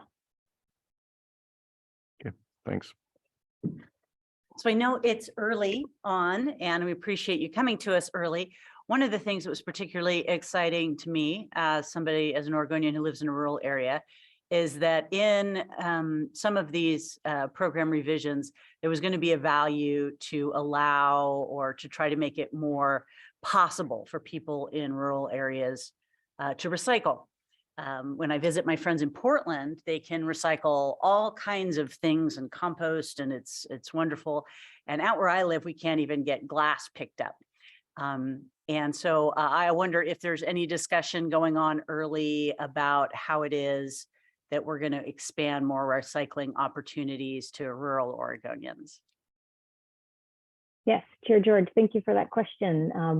One of the great outcomes of this new law is the equity in what can be recycled statewide. And some of the provisions that you will have the opportunity to look at as part of this rulemaking include transportation reimbursements to local governments to cover, to bridge the gap where transporting recyclables to processors has not been economically feasible to date. So in addition to a statewide collection list, there are other provisions specifically targeted to improve access for rural Oregon.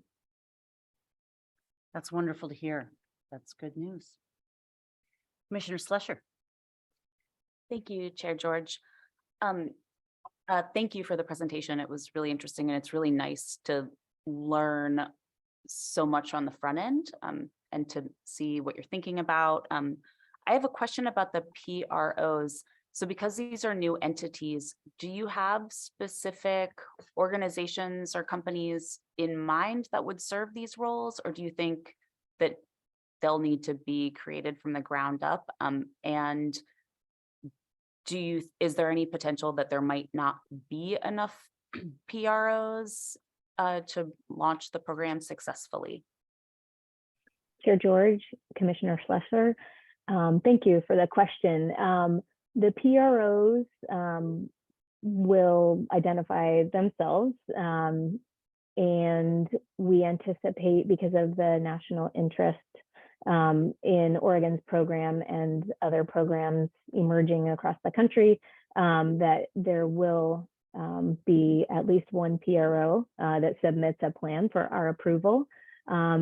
This type of program is, while it's new in the United States, Canada and many countries in Europe already have similar programs well established. So while we have not yet received any program plans or the indication about which entities might emerge as a PRO, we feel certain that there will be at least one. Thank you. Mhm. All right, I think that is all the questions we have for you at this time, but this is really exciting work and really appreciate everything you're doing. I think it's going to be really exciting to see where this goes and the new opportunities it presents and the opportunities to reduce waste. So great work. Thank you very much. Thank you. Yeah, thank you. All right, well, so next on our agenda is the public forum. And the public forum is scheduled to begin at 2:40, and we are not quite yet at 2:30. Stephanie, can you see if maybe it would be good to check in to see how many people we have online now who are interested in the forum, and that might inform whether or not we want to take another short break. So maybe let's try to check that. Thank you, Chair George. So at this time, I will put a slide on the screen for people who are connected by Zoom. If you are interested in presenting comment during today's public forum, please use the raise hand function. You will see that. That will put your hand up on screen. That is typically found in the reactions panel. If you are on Zoom platform, if you are connected by telephone, please press *9. That will do the same action. We will pause very briefly and I will tally that number for you, Chair George. Great, thanks very much. And if we have folks who want to get going early, we can, but we can also take a brief break and come back understanding that most people expected that to begin at 2:40. Chair George, this is Stephanie Caldera, your commission assistant. At this time, we have 9 people with their hands raised to present comment. All right, well, if we have that many folks present now who want to provide comment, I would say let's go ahead and get started now. Does anybody object to that? All right, hearing none, we do have a few reminders as we get underway. And this is to just keep our public process and comment process really smooth and according to the relevant rules. So it's just a reminder that when the department is undertaking rulemaking, there is that official process for receiving public comment. And we really encourage everyone who's interested in any rulemaking to provide that comment. But we do then also ask that public comment period be respected, because we as commissioners are not to take input that might influence decision-making outside of that public comment meeting. So for those proposed rulemakings where DEQ has held and closed the public comment, we do ask that you don't comment on those issues during this public forum. So for this meeting, that limitation applies to the Clean Fuels Program expansion rulemaking and the air quality permitting rulemaking. And then this commission also requests that people not offer comment at this public forum for the petition for the Metolius River designation as an outstanding resource water, as that public comment period was previously held specific to that item. So just please do respect those rules, and that's just so that we can keep all that public comment in the right place where it belongs. And we really appreciate your cooperation on that.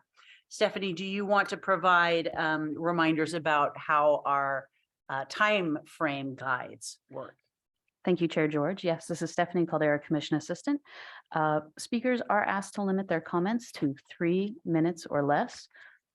Connected through Zoom, you will see slides that indicate timing when you have, pardon me. You'll see this green slide to begin. You will see a yellow slide with 1 minute remaining on it.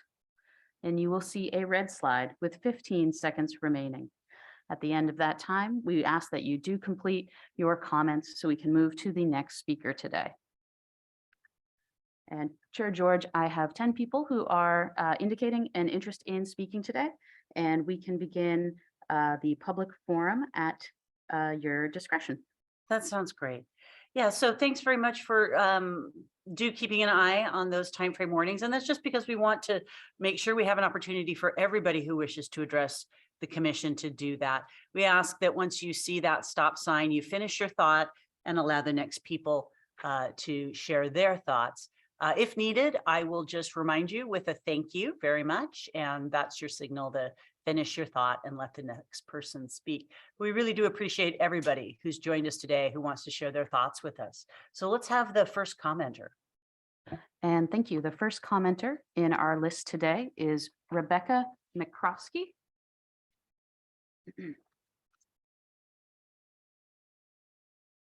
And Rebecca, you should now be able to unmute and begin. Thank your you. comments. Thank you. My name is Rebecca Mccroskey. Can everybody hear me? Am I Yes. good? All right.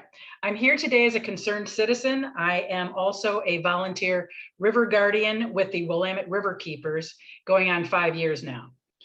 Very soon after I retired to Eugene in 2018, I began to volunteer on Trashy Tuesdays, which is a huge endeavor run by the Willamette River Keepers. I figured what a great way to get out on the river without having to buy a boat. And it's fresh air, it's good karma, it's great. Well, it is fun to be on the river, and I don't even mind the fact that this is backbreaking, filthy work. What I mind is the utter futility of it all. The River Guardians venture out every month into the cold Willamette to collect water-soaked, half-buried mattresses, tents, furniture, needles, bike parts and car parts, and yard upon yard of the unspeakable refuse that can only be generated by humans. There are campsites, there are waste dumps, there are chop shops, and there are drug dens, and all of it washes into the river. We fill hundreds of bags month after month, year after year, only to discover that we have not made a dent. Not one less yard of garbage ever. It's like we haven't even been there. And I shudder to think what the river would look like without us. It's not just an endless, repulsive, hazardous impediment to the public enjoyment of the riverfront. Most importantly, this trash threatens the fragile ecosystem that is the river itself. During my short time in Eugene, I have attended several events discussing our houseless problem. I have heard the tragic stories of the unhoused. I have heard the advocates in the trenches pleading for more funding. I have heard the frustration of law enforcement and you, the stewards of our public lands. I don't pretend to know the answers. I know you folks are working hard. The houseless need a place to be, and we all need more compassion in our lives. But quite frankly, we river guardians are suffering from compassion fatigue. We are just one small group among countless others who are giving our time and sweat in Eugene's natural spaces to keep them healthy and accessible. But we are in need of a sign that our efforts are not in vain. We need enforceable standards for river trash. We need enforceable regulations for waterfront camping. And we need them now from you and the state of Oregon. What we're doing now, well, it just isn't working. Thank you. Thank you for sharing your thoughts with us. And thank you. Our next speaker today is Jeff Bissonette. Oh, and I unfortunately, we may have, there we go.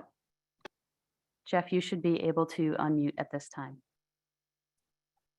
And I think I am. Can you hear me?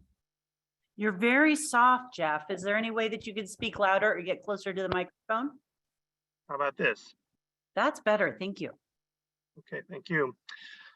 For the record, my name is Jeff Bissonette, representing the Northwest Energy Coalition. We appreciate the opportunity to provide public comment and would like to express our support for the Department of Environmental Quality's proposal to adopt the Advanced Clean Cars 2 rule.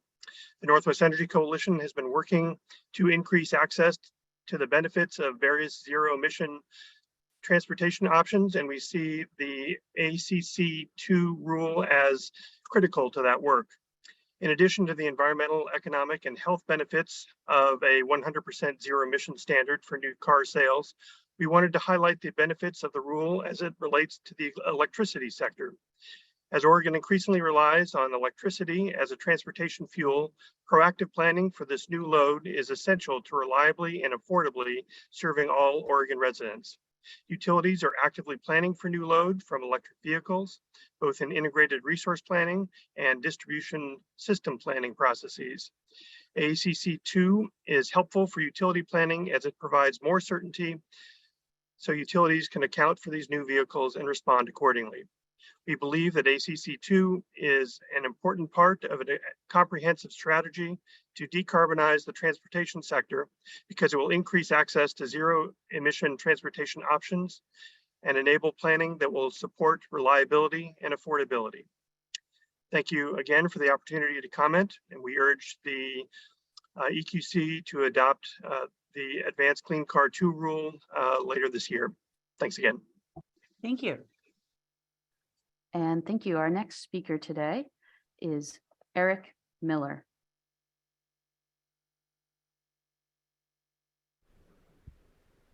Welcome, Eric. Thank you. I'm going to try to get my video on here. Great. My name is Eric Miller. I'm a public health physical therapist and I work at OHSU. I use a lens of individual and public health to assess policy, regulation, and law. I'm an elected precinct committee person as well, representing my geographical area of 97202, the Selwood Westmoreland neighborhood in Portland. I'm also the father of 2 teenage boys growing up in today's world. They are afraid for their future because of the trajectory of carbon emissions. I also fear for their health and well-being. I'm here to voice my strong support of the ACC 2 standards and urge EQC to approve the regulations. Mobile sources are one of the greatest contributors to emissions of pollutants in Oregon, accounting for about 40% of statewide greenhouse gas emissions, and have become the #1 source for greenhouse gas emissions nationwide. The proposed ACC 2 regulation reduces nitrous oxide and particulate matter emissions, as well as carbon dioxide, methane, and other pollutants, and will result in health benefits for individuals in the state. The US EPA has determined that both long-term and short-term exposure to particulate matter 2.5 in particular plays a causal role in premature mortality. I want to repeat this because it is a huge statement by a government agency that must be ultra cautious in its statements. It means that a substantial body of scientific evidence shows a relationship between particulate matter exposure and increased risk of death. Period, full stop. To put it bluntly, putting more electric vehicles on the road will have a direct impact on the health of Oregonians and selfishly the health of my own kids, as well as all of us here and all of our kids. As we experience every year now with droughts and fires, we have not done enough to mitigate climate change impacts to date. Even with the passage of these regulations, we're way behind.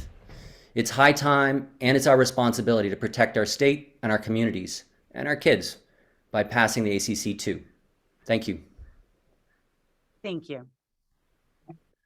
And thank you. Our next speaker today is Pat Delaquil.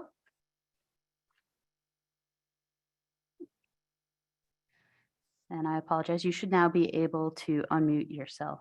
Pat Delaquil is our next speaker. Great. Thank you, Chair George and members of the commission. My name is Dr. Pat Delaquil, and I'm an energy systems modeler and climate policy analyst. I organize with the Metro Climate Action Team, and I appreciate this opportunity to testify today. I want to state my strong support for the Advanced Clean Cars 2 rule. Our civilization is engaged in a climate crisis with increased wildfires and droughts followed by stronger storms that cause flooding. Other impacts are also getting stronger and more frequent. How we respond today will determine the level of suffering our children and grandchildren will have to endure. This program is the best tool the state has for quickly reducing emissions from the transportation sector while taking advantage of the new federal incentives for EVs. The Global Warming Commission has identified that the implementation of this rule is a necessary component to meeting our state's greenhouse gas emission reduction goals.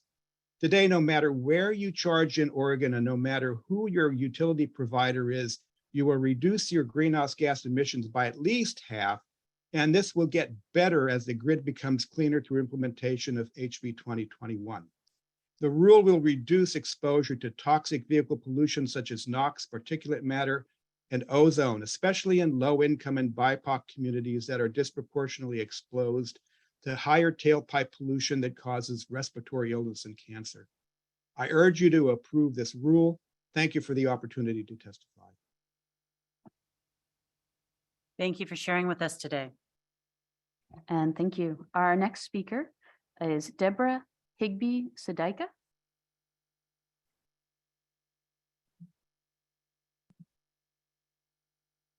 Yes, can you hear me? Yes, we can. Great, thank you. I appreciate the opportunity to give comment today. My name is Deborah Higby Sadika, Conservation Chair of the Oregon Chapter Sierra Club. The Oregon Chapter Sierra Club supports the Advanced Clean Cars 2 rulemaking, and we urge the EQC to adopt these rules this year. To stave off the worst effects of climate change, we need to concern ourselves with the transportation sector, which makes up 40% of Oregon's greenhouse gas emissions, with half coming from passenger cars and trucks. The Oregon Global Warming Commission recently identified the ACC2 as a necessary rule to meet our greenhouse gas emission goals. So for these reasons, we support the 100% zero emission standards for new car sales by 2035. Oregon will have support in switching to EVs. 6 automakers in 30 countries pledged that they would phase out gasoline-powered car sales by 2040. The rule is not a mandate to buy EVs, but it will greatly expand their access and affordability to more and more people. And millions are being invested in building our charging infrastructure. We also support DEQ's proposal of creating community-based clean mobility programs, which would provide access to clean mobility solutions other than vehicle ownership, including access to EVs in various forms such as car and ride sharing, or services to communities with concentrations of people that are low income. We also recommend programs that include rural communities. In summary, EVs are an important greenhouse gas reduction tool. So we urge you to support the 100% zero emission standards for new car sales by 2035. Thank you very much. Thank you. Our next speaker is Stuart Green. Welcome. Hello, good afternoon. Can you hear me? Yes. All right, thank you. Thanks, Chair George, members of the Environmental Quality Commission. Really appreciate the opportunity to be here. My name is Stu Green. I'm the policy manager for Fourth. We're a nonprofit organization that's dedicated to the equitable advancement of clean transportation. For more than a decade, we've been building a program and policy models that significantly expand equitable access to electric transportation in the US and beyond. And so, as you know, Oregon has ambitious greenhouse gas reduction goals. We're already behind in meeting them. And given that the transportation sector is now the biggest component of our state's greenhouse gas emissions, it's critical that we take steps to get those transportation emissions headed down and as quickly as possible. Dramatically increasing the use of electric vehicles is one of the most significant steps we can take to reduce those emissions. And the legislature recognized this and passed the standard rebate and the charge ahead rebate to incentivize the purchase of electric and hydrogen vehicles. Fourth is generally supportive of policy proposals that would speed up Oregon's EV adoption, and Fourth specifically supports Advanced Clean Cars 2. Adopting Clean Cars 2 will help advance equity in Oregon. These rules will make affordable zero-emission vehicles more available to underserved and frontline communities. And underrepresented households spend a larger proportion of their income on fuel, and they will benefit more from efficient and reliable transportation options. So implementing Advanced Clean Cars will decrease fuel costs and also help lower income families in Oregon. With the standard and the charge ahead rebate programs, Oregon's investment in charging infrastructure, the adoption of Clean Cars 2, and the expansion of the Clean Fuels program, transportation costs can really be lowered for Oregonians substantially, while also reducing greenhouse gases. The EQC, please, should further encourage support transportation electrification modes, as detailed in ODOT's TINA report and the upcoming TINA micromobility report. Along with future modes of transportation electrification, as it oversees the Oregon Department of Transportation and the state's $5.1 billion transportation budget. Thank you very much for your time and the opportunity to comment today. Thank you. Our next speaker is Lise Colgan. Yes, good afternoon, Commissioners. Thank you very much for this opportunity to comment today. My name is Lisa Colgan, and I've been authorized today to speak on behalf of the Oregon chapter of Elders Climate Action in favor of the ACC2 rules. I live in Cottage Grove, Oregon, and I'm a grandmother of 3. And every day I think about the dismal future my grandchildren and millions of other grandchildren around the state face if we don't start acting boldly now to reduce greenhouse gases. A fact is that the American Lung Association State of the Air report card gave Oregon failing grades for nearly all counties where data was collected. Air pollution isn't just a respiratory hazard. It's a significant contributor to heart disease, which is still America's #1 killer, as well as to cancer, which is #2. Air pollution disproportionately affects low-income Oregonians and communities of color. Second fact, passenger cars and trucks account for almost 2/3 of the climate-killing gases emitted by the transportation sector. Increasing the number of zero-emission vehicles on the road and continuing to clean up conventional internal combustion vehicles will reduce exposure to these pollutants. Third fact, these rules have the support of most major car manufacturers, which are already moving to increase production of zero-emission vehicles. So this represents an economic opportunity of immense proportions, not a horrible imposition of bureaucratic power. The ACC2 rules in Oregon should ensure that car manufacturers improve access to zero-emission vehicles in underrepresented and frontline communities by providing reduced price zero-emission vehicles for community mobility programs and incentivizing production of affordable zero-emission vehicles. Thank you for this opportunity on behalf of the Elders Climate Action Network. Thank you for sharing your thoughts with us. Our next speaker is Walter Reiter. Thank you, Chair George, members of the committee. Please forgive me, I was looking for a document when the instructions were given, so please cut me off if this is not relevant. To Ms. Mccroskey, please keep up the good work. I do the same thing on the Severn River here outside of Annapolis. But the EPS Industry Alliance, we were the only packaging entity manufacturer that supported the EPR legislation. And Ms. Graben was asked a question as to whether the fees were raised. And the document I was looking for was the impact of EPR on price of consumer packaging goods, which was part of the study. And Ms. Graben, it's going to raise prices. That's okay. That is equitable and that is fair and that's appropriate. That study indicates that on the consumer goods that they compared, which were grocery cart items, 1 to 12 cents. And I wanted to give Ms. Graben an opportunity to provide that report, but this might be a more efficient way to do it. Also, there's a Deloitte study. And again, EPS Industry Alliance supported the Recycling Modernization Act and the EPR scheme, and we're looking forward to continuing to work with the council. And it is completely fine that there's going to be the cost of that end of life that goes to the folks that are buying the materials. That's actually probably perfectly equitable. I'd be glad to answer any questions. And thank you very much. And please accept my apologies again. Thank you. Thank you. Our next speaker today is Rob Kugler. Thanks. Can you hear me? Yes. All right. Thank you for this opportunity to speak in favor of the ACC2 rules. My name is Rob Kugler. I'm a member of the Metro Climate Action Team and its representative to the Clean Cars Oregon Coalition, and I speak in that capacity, those two capacities. You're sure to hear today plenty about the specific positives of adopting the ACC2 program, as well as rebuttals to arguments against it, or at least I hope you'll hear some rebuttals.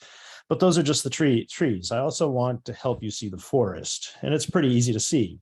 The truth is, electrification of our entire economy is where we're headed now, not just to address climate change, but also because that's the model that makes most sense from a technological and economic perspective. So quite apart from whether Oregon is on board or not, that's the way the rest of the nation will eventually go: red states, blue states, and purple states. And starting not tomorrow, but yesterday, today I attended a town hall with Ron Wyden, and he rightly noted that with passage of the IRA, some businesses pivoted almost overnight to take advantage of the tax incentives for electrification and movement away from fossil fuels. That pivot includes car makers and retailers. That trend is only going to accelerate. And for good or for ill, there is one thing you can say with certainty about Americans: we go where our pocketbooks lead us, our ideologies be damned. And the betting money is securely on electrification now. So in that Oregon is by design so readily committed to adopting the AC2 program, we are well positioned to be at the forefront of this new wave to maximize the dollars and cents benefits it will bring. It's just common sense that we embrace the golden, or better green, in two senses of the word, opportunity before us. I urge you to follow good sense. Thanks for hearing me out. Thank you. Our next speaker is Jackie Trieger. Hi, can you hear me? Yes, we can. Great. Chair George and members of the commission, thank you for the opportunity to comment today. I'm Jacqueline Trieger, campaign manager of climate and transportation with the Oregon Environmental Council. OEC is a nonpartisan, nonprofit organization that works on behalf of our members statewide to advance innovative, collaborative, and equitable solutions to Oregon's environmental challenges. I'm here today to ask you to adopt the Advanced Clean Car 2 rules this year. Climate-fueled extreme heat has led to the death of at least 14 people across Oregon just this summer. These climate tragedies underscore the urgent need to reduce the fossil fuel emissions driving climate change. The transportation sector, as you've heard, makes up 40% of Oregon's greenhouse gas emissions, of which 62% is from passenger cars and trucks. And the Oregon Global Warming Commission recently identified the ACC2 as a necessary rule to meet Oregon's greenhouse gas emission goals. The Oregon Department of Energy's EV dashboard shows that no matter where you charge an EV in Oregon, and no matter who your utility provider is, you will reduce your greenhouse gas emissions by at least half. And thanks to HB 2021, Oregon will produce 100% clean energy by 2040, so the power we use to charge our EVs will only get cleaner every year. Oregon must ensure that EVs are an affordable option for everyone. Many manufacturers have already announced plans to transition their lineup to consist of electric vehicles of all shapes, sizes, and price ranges, with an increased number of options by 2025. With the price of batteries declining, the difference between the upfront cost of an EV and a gasoline vehicle is rapidly decreasing. According to a study by the International Council on Clean Transportation, upfront price parity is likely to occur in 2024 to 2025 for passenger vehicles with shorter ranges and 2026 to 2028 for those with longer ranges. This does not take into account the state and federal incentives for EVs, and DEQ has established one of the best EV rebate programs in the country, and combining it with the new federal tax credits, qualified Oregonians will soon be able to take advantage of up to $15,000 off the cost of an EV at the time of purchase. The ACC2 rules have an opportunity to ensure that car manufacturers improve access to zero-emission vehicles through the community-based clean mobility programs, which would provide access to clean mobility solutions other than vehicle ownership in underserved and frontline communities. It's crucial that this program be robust and fully funded to ensure an equitable transition to an electric future. We have no time to waste in reducing climate pollution emissions, and it's crucial we ensure solutions are accessible to everyone. We really appreciate you taking this up now, and we urge you to move decisively to adopt these rules this year. Thank you for the opportunity to comment. Thank you for joining us today. Our next speaker is Chuck Shulock. Hello, are you hearing me? Yes, we are. Great. Good afternoon, Chair George and members of the commission. My name is Chuck Shulock.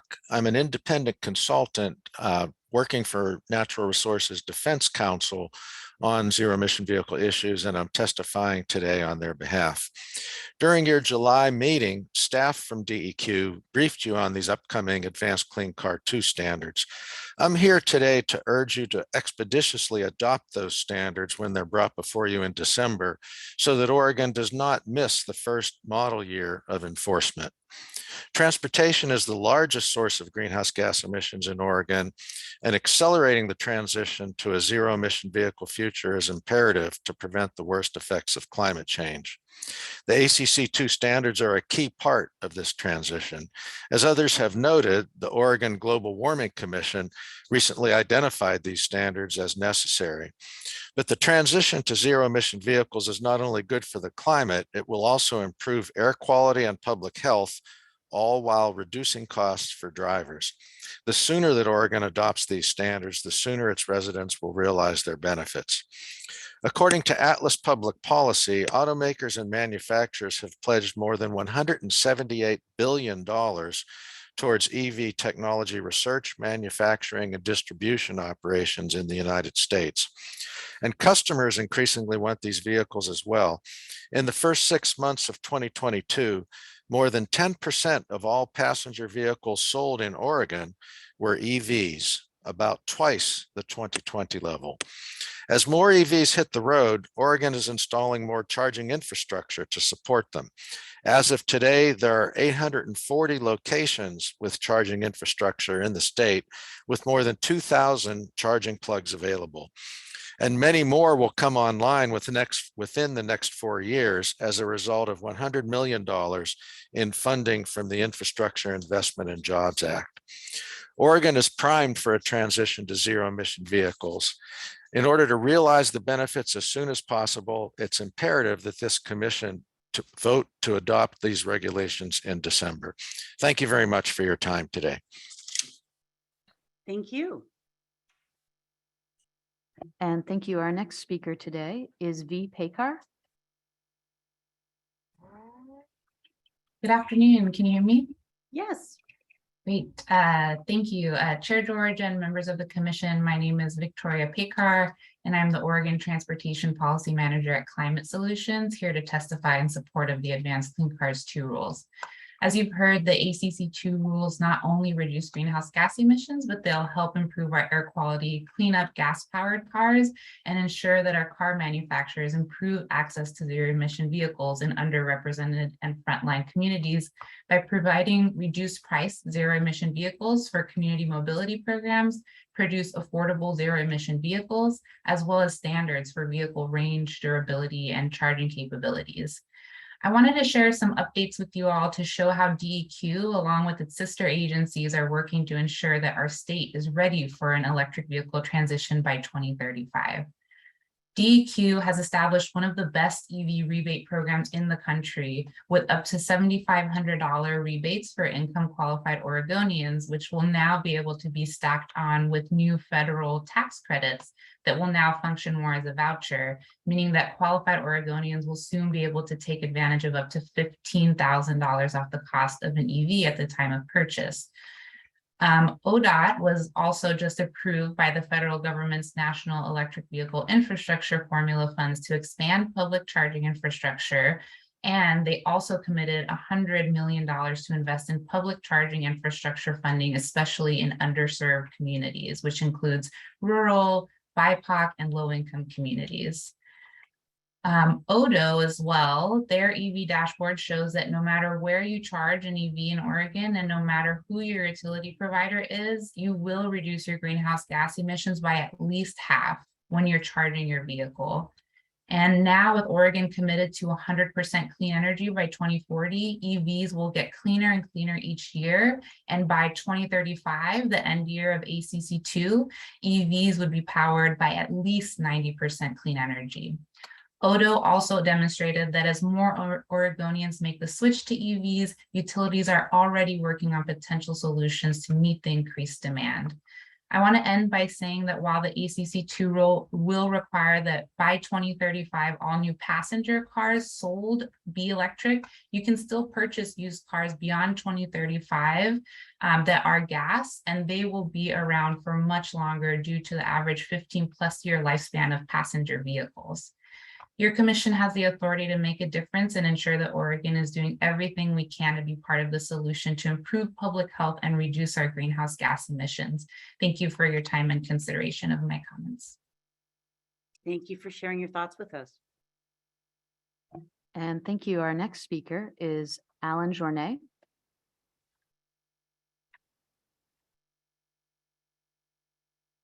Excuse me, Alan, you are still muted. Pardon me. You should be able to unmute now. Apologies. Sorry. Chair George and members of the Environmental Quality Commission. My name is Alan Journet. I am co-facilitator of Southern Oregon Climate Action Now. I comment today on behalf of over 2,000 rural Southern Oregonians and friends who are Southern Oregon Climate Action Now. I comment to express our support for efforts to follow the California Clean Car Rule. We know that action to address the climate crisis is urgent, and we know that transportation is the leading contributor to regulated greenhouse gas emissions in Oregon.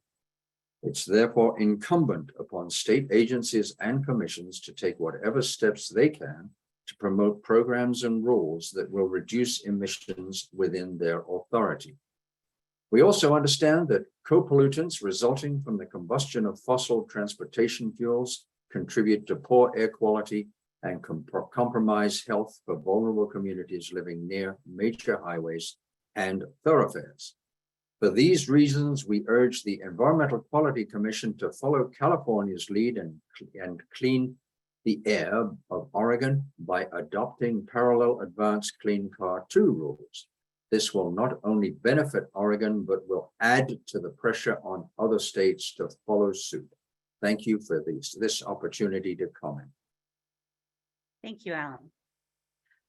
Our next speaker is Michelle Emmons.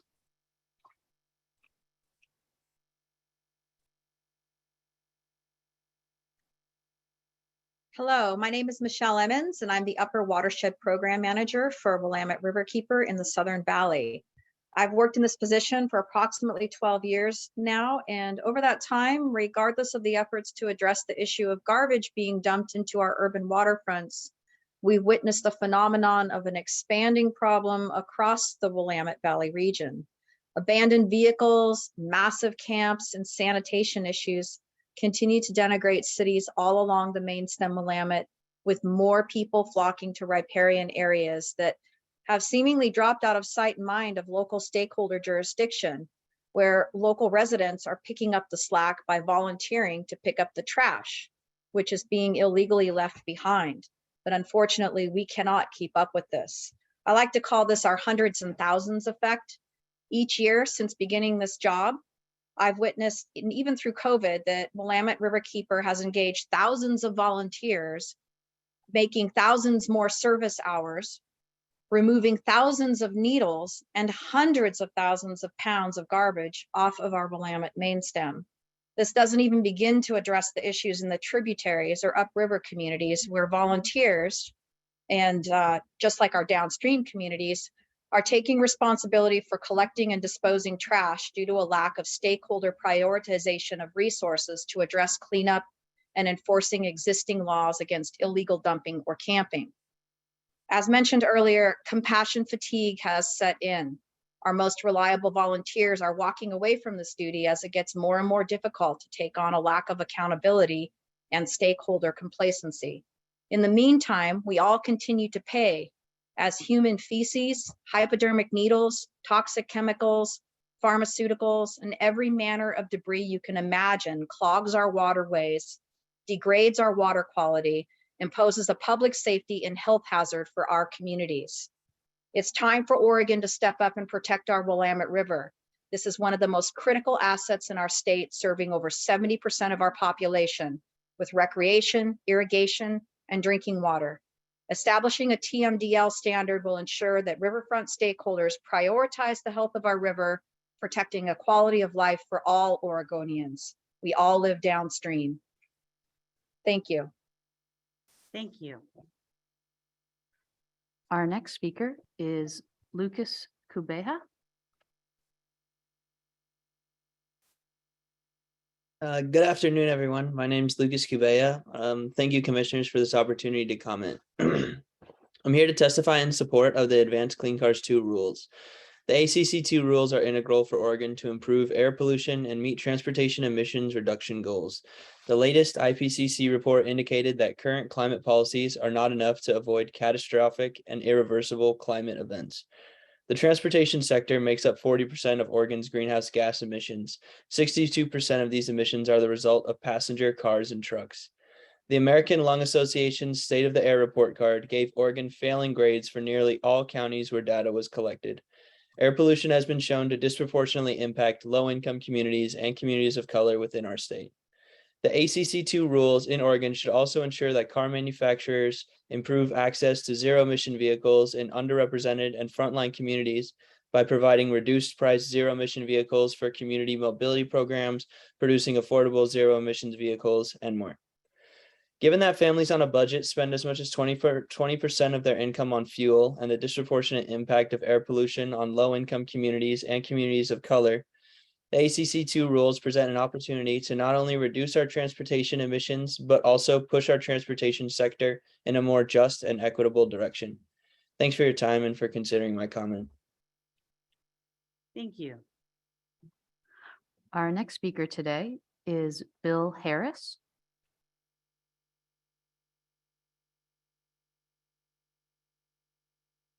And apologies, you should now be able to unmute. Bill Harris is our next speaker. Yes, thank you for unmuting me or allowing me to unmute. I live in Northwest Portland. Chair George and committee or commissioners, I am really thrilled that you're considering adoption of the Advanced Clean Cars 2 for Oregon. This will be a big help to our meeting the Oregon share of reduction in planetary greenhouse gas. In addition, Oregon's strong action will be seen as firm commitment and as assurance to other states and nations that their efforts will be joining a large movement that's likely to succeed in the survival of us and of other life.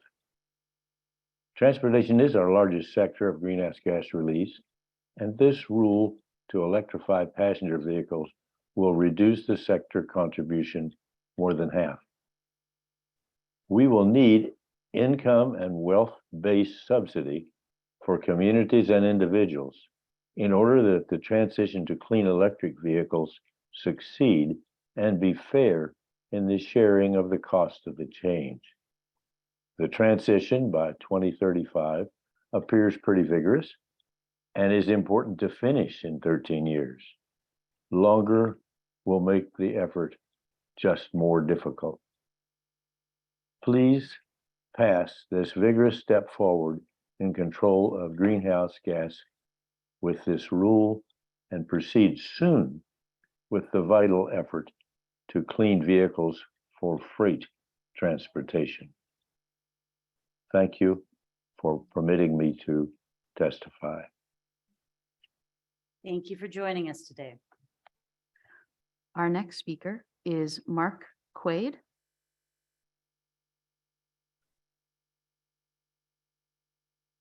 Good afternoon. Thank you for the opportunity to comment today.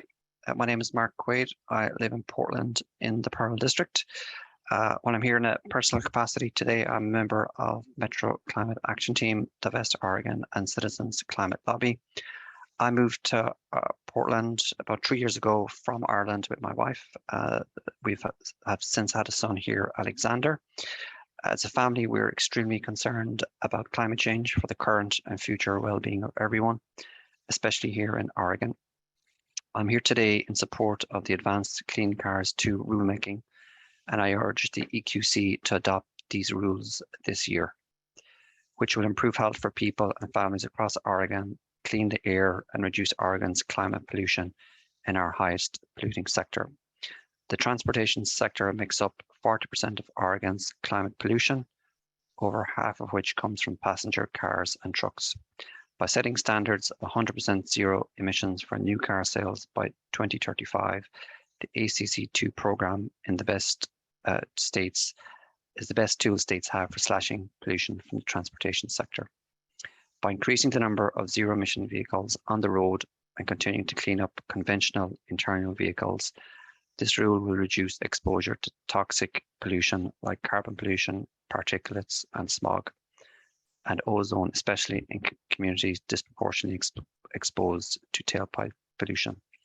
The ACC2 rule in Oregon should ensure that car manufacturers improve access to zero emission vehicles in underrepresented and frontline communities by providing reduced price zero emission vehicles for community mobility programs, producing affordable zero emission vehicles and more. Thank you for your consideration of my comments in support of adopting the Clean Cars 2 rules by the end of this year. Thank you for sharing your thoughts with us today. Sure. Our next speaker is Kathy Holston.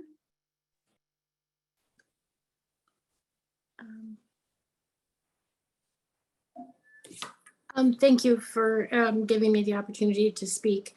My name is Kathy Holston. I live in Oak Ridge, Oregon.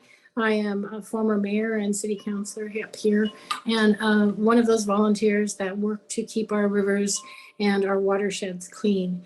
I would like to speak to the commission and urge you to enact what Willamette River Keepers has put forward to create enforceable standards that limit the amount of trash and debris on the river at any given time. This is important for all of you are downstream from me. Knowing that we have an overarching agency that can establish standards can help us in our small community to maintain our waterways in a way that is not only pleasing aesthetically, but healthy. We have seen a huge increase in not only the normal trash that you get from people who come to recreate, but an increase in chemicals and an increase in vehicles, an increase in motorhomes and trailers that have been abandoned in our waterways. This is all just a reflection of the other social problems that we have here up in the headwaters of our Willamette River. We are very much aware of the quality of water, and it starts here. Please consider establishing rules that give us tools so that we can combat this growing problem, that we can obtain funds, that we can encourage those around us and further down the line to maintain the quality that we so deserve in our waterways. Thank you for your time. Thank you. Thank you. Our next speaker is Akash.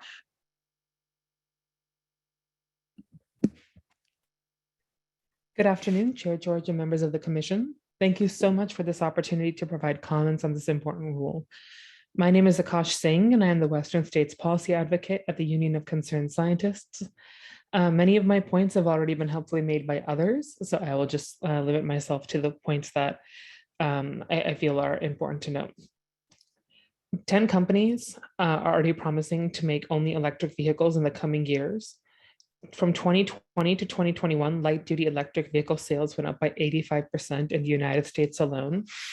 Over the next few years, the overall effect of EVs on the electric grid is expected to be fairly minimal, and as more Oregonians make the switch to EVs, utilities are already working on potential solutions, including electricity rate design, managed charging times, and energy conservation, amongst others.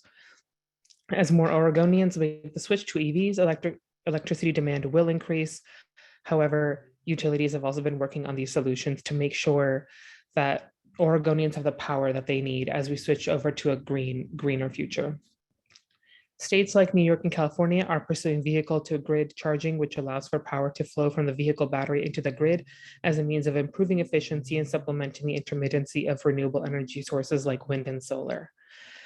I lived right next to I-84 in the Portland metro area for several years because it was one of the only places in town where I could afford an apartment. The damage that amount of pollution did to my health is something that I am still grappling with and will likely grapple with for quite some time. Oregonians deserve a future in which our friends and families can thrive without the threat of climate crisis exacerbating just on account of the quantity of mobile pollution that Oregonians are suffering from on a regular basis. Considering the Clean Energy Targets Bill, HB 2021, which requires PGE, Pacific Core, and electricity service suppliers to reduce the greenhouse gas emissions associated with electricity sold in Oregon, our state is already committed to 100% clean energy by 2040. As Oregon has consistently made climate goals in accordance with our state's reputation as being a climate champion and leader, we urge the Environmental Quality Commission to adopt ACC2 to make sure that our status as a state that takes not only the health of its residents seriously, but also its place within the future greener world we are all working to build. Thank you so much. Thank you.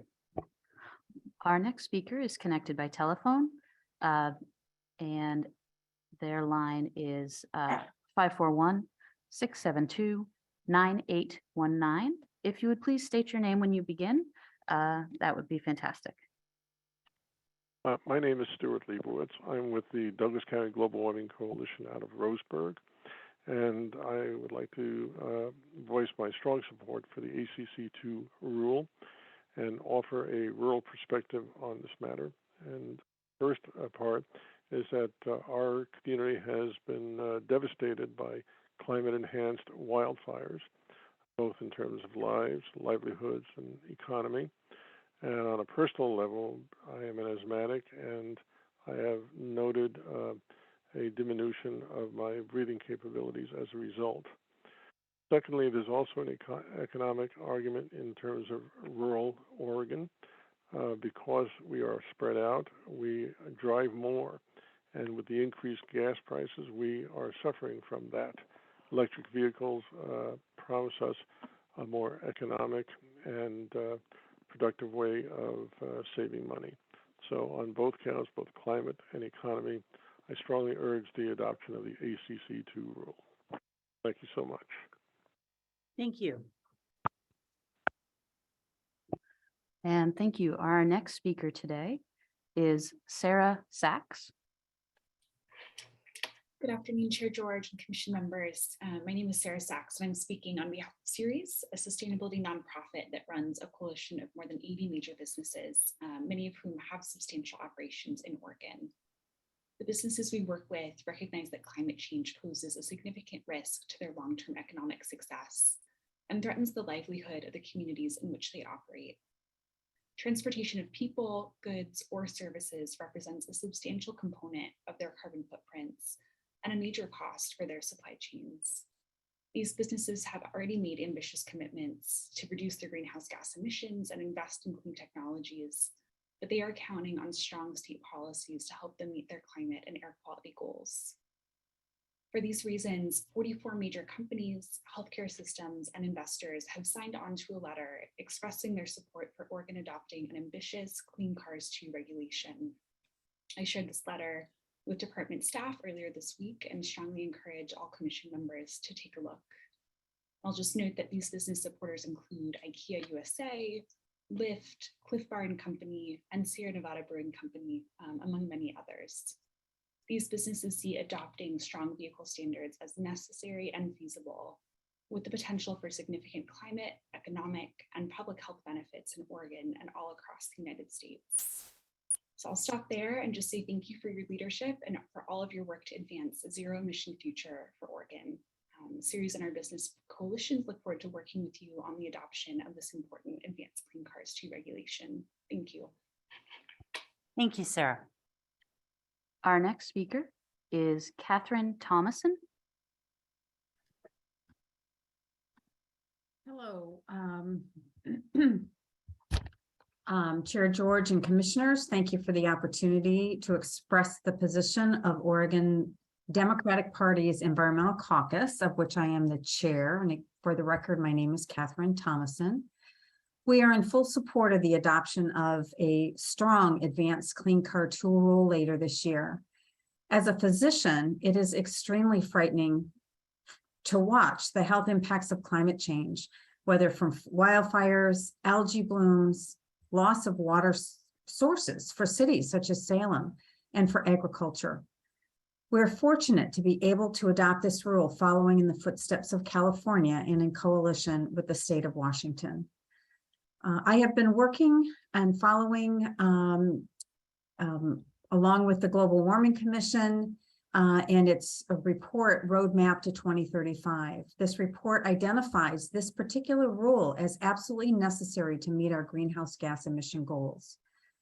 The rule will also protect the health of Oregonians from gasoline engines spewing traditional pollutants, as was noted by other folks, reducing the rates of heart attack, stroke, asthma induction, and exacerbation of lung diseases. As you evaluate this rule for Oregon, we encourage you to increase the ability of the rule to help low-income and the most impacted Oregonians to take advantage of the rule to access electric cars. They are often also located in public transit deserts. Having new infrastructure for access to charging stations and incentives and subsidies for purchasing electric vehicles is absolutely necessary. It will also reduce family costs. It will also get us off biofuels, many of which are not much better than gasoline, depending on which analysis is viewed, and as a class are not adequate to meet our greenhouse gas reduction goals that can be met with no emission vehicles and need to be phased out. Thank you for the opportunity to speak. Thank you for sharing your thoughts with us. Our next speaker is Carrie Nissen.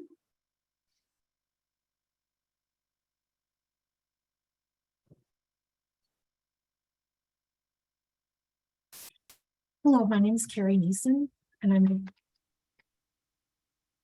I'm the Senior Director of Advocacy for the American Lung Association in Oregon.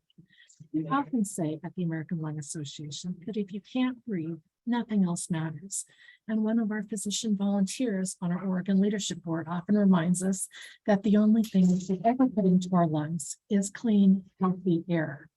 Our lungs are the only organ in our body that with each and every breath is exposed to our external environment. So what we put into our air ends up in our lungs. And our children are particularly susceptible to bad air, as 80% of our lung development happens after birth.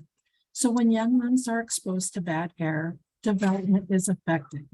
You've already heard about our State of the Air report and some of the results that Oregon has.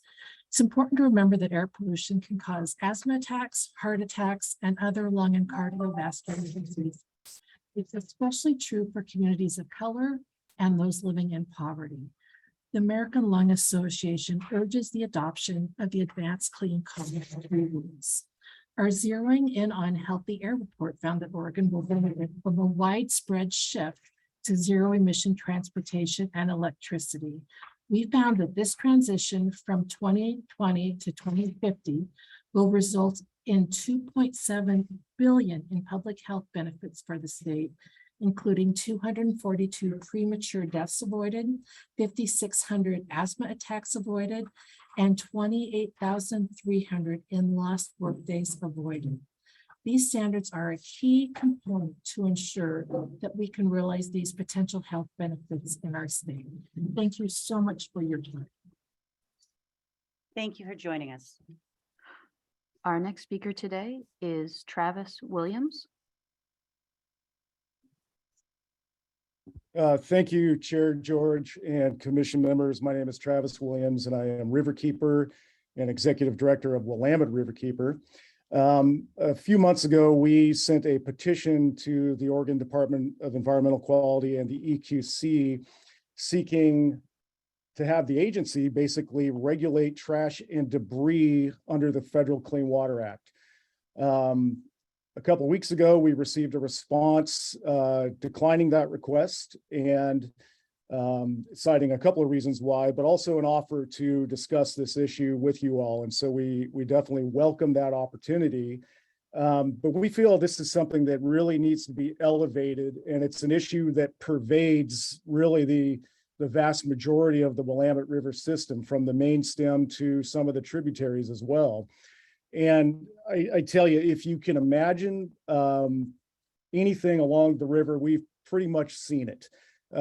All manner of trash and debris in our urban areas, and that includes Springfield and Eugene and areas higher up in the river system, Corvallis, Salem, Kaiser, Portland Metro. And the problem is definitely been exacerbated with the increasing amount of folks that we have living along the Willamette main stem and key tributaries. And so that got us to thinking that there's got to be something more we can do to alleviate this problem, because what happens is that when those camps get vacated, the vast majority of material stays there on a very frequent basis. The water then comes up and that material gets swept downstream. It gets ground into the gravel bars and the sediments and soils. It can be ingested by all manner of fish and other wildlife that we find along the river. And we've actually seen evidence of this. And it's a problem that, you know, if you're traveling between the major cities, that you also find evidence of it. And you know, at this point in time, what we're doing is simply not working, whether we're looking at individual cities, counties, park systems, ODOT, the Portland metro area. Everyone is taking some sort of action, but it is not addressing the fundamental issue. And we feel that if the DEQ works to regulate this material under the Federal Clean Water Act, we're going to have better and more humane responses for houselessness along the river. We're going to have definitely a better response at keeping material from getting into the Willamette and eventually, you know, getting into the Pacific Ocean. But this is really something that I think the EQC has a unique opportunity to really make a difference and help us eliminate this problem, or at the very least, decrease it dramatically. So we definitely appreciate your consideration and look forward to discussing this further. Thank you. Thanks, Travis. And our final speaker today is Bob Junke.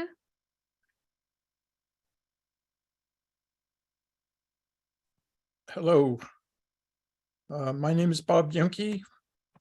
I am representing the Elders Climate Action in our Oregon chapter, here to support your adoption of the Advanced Clean Cars 2 rule, particularly with respect to the need to supplement the Oregon the Climate Protection Program rules.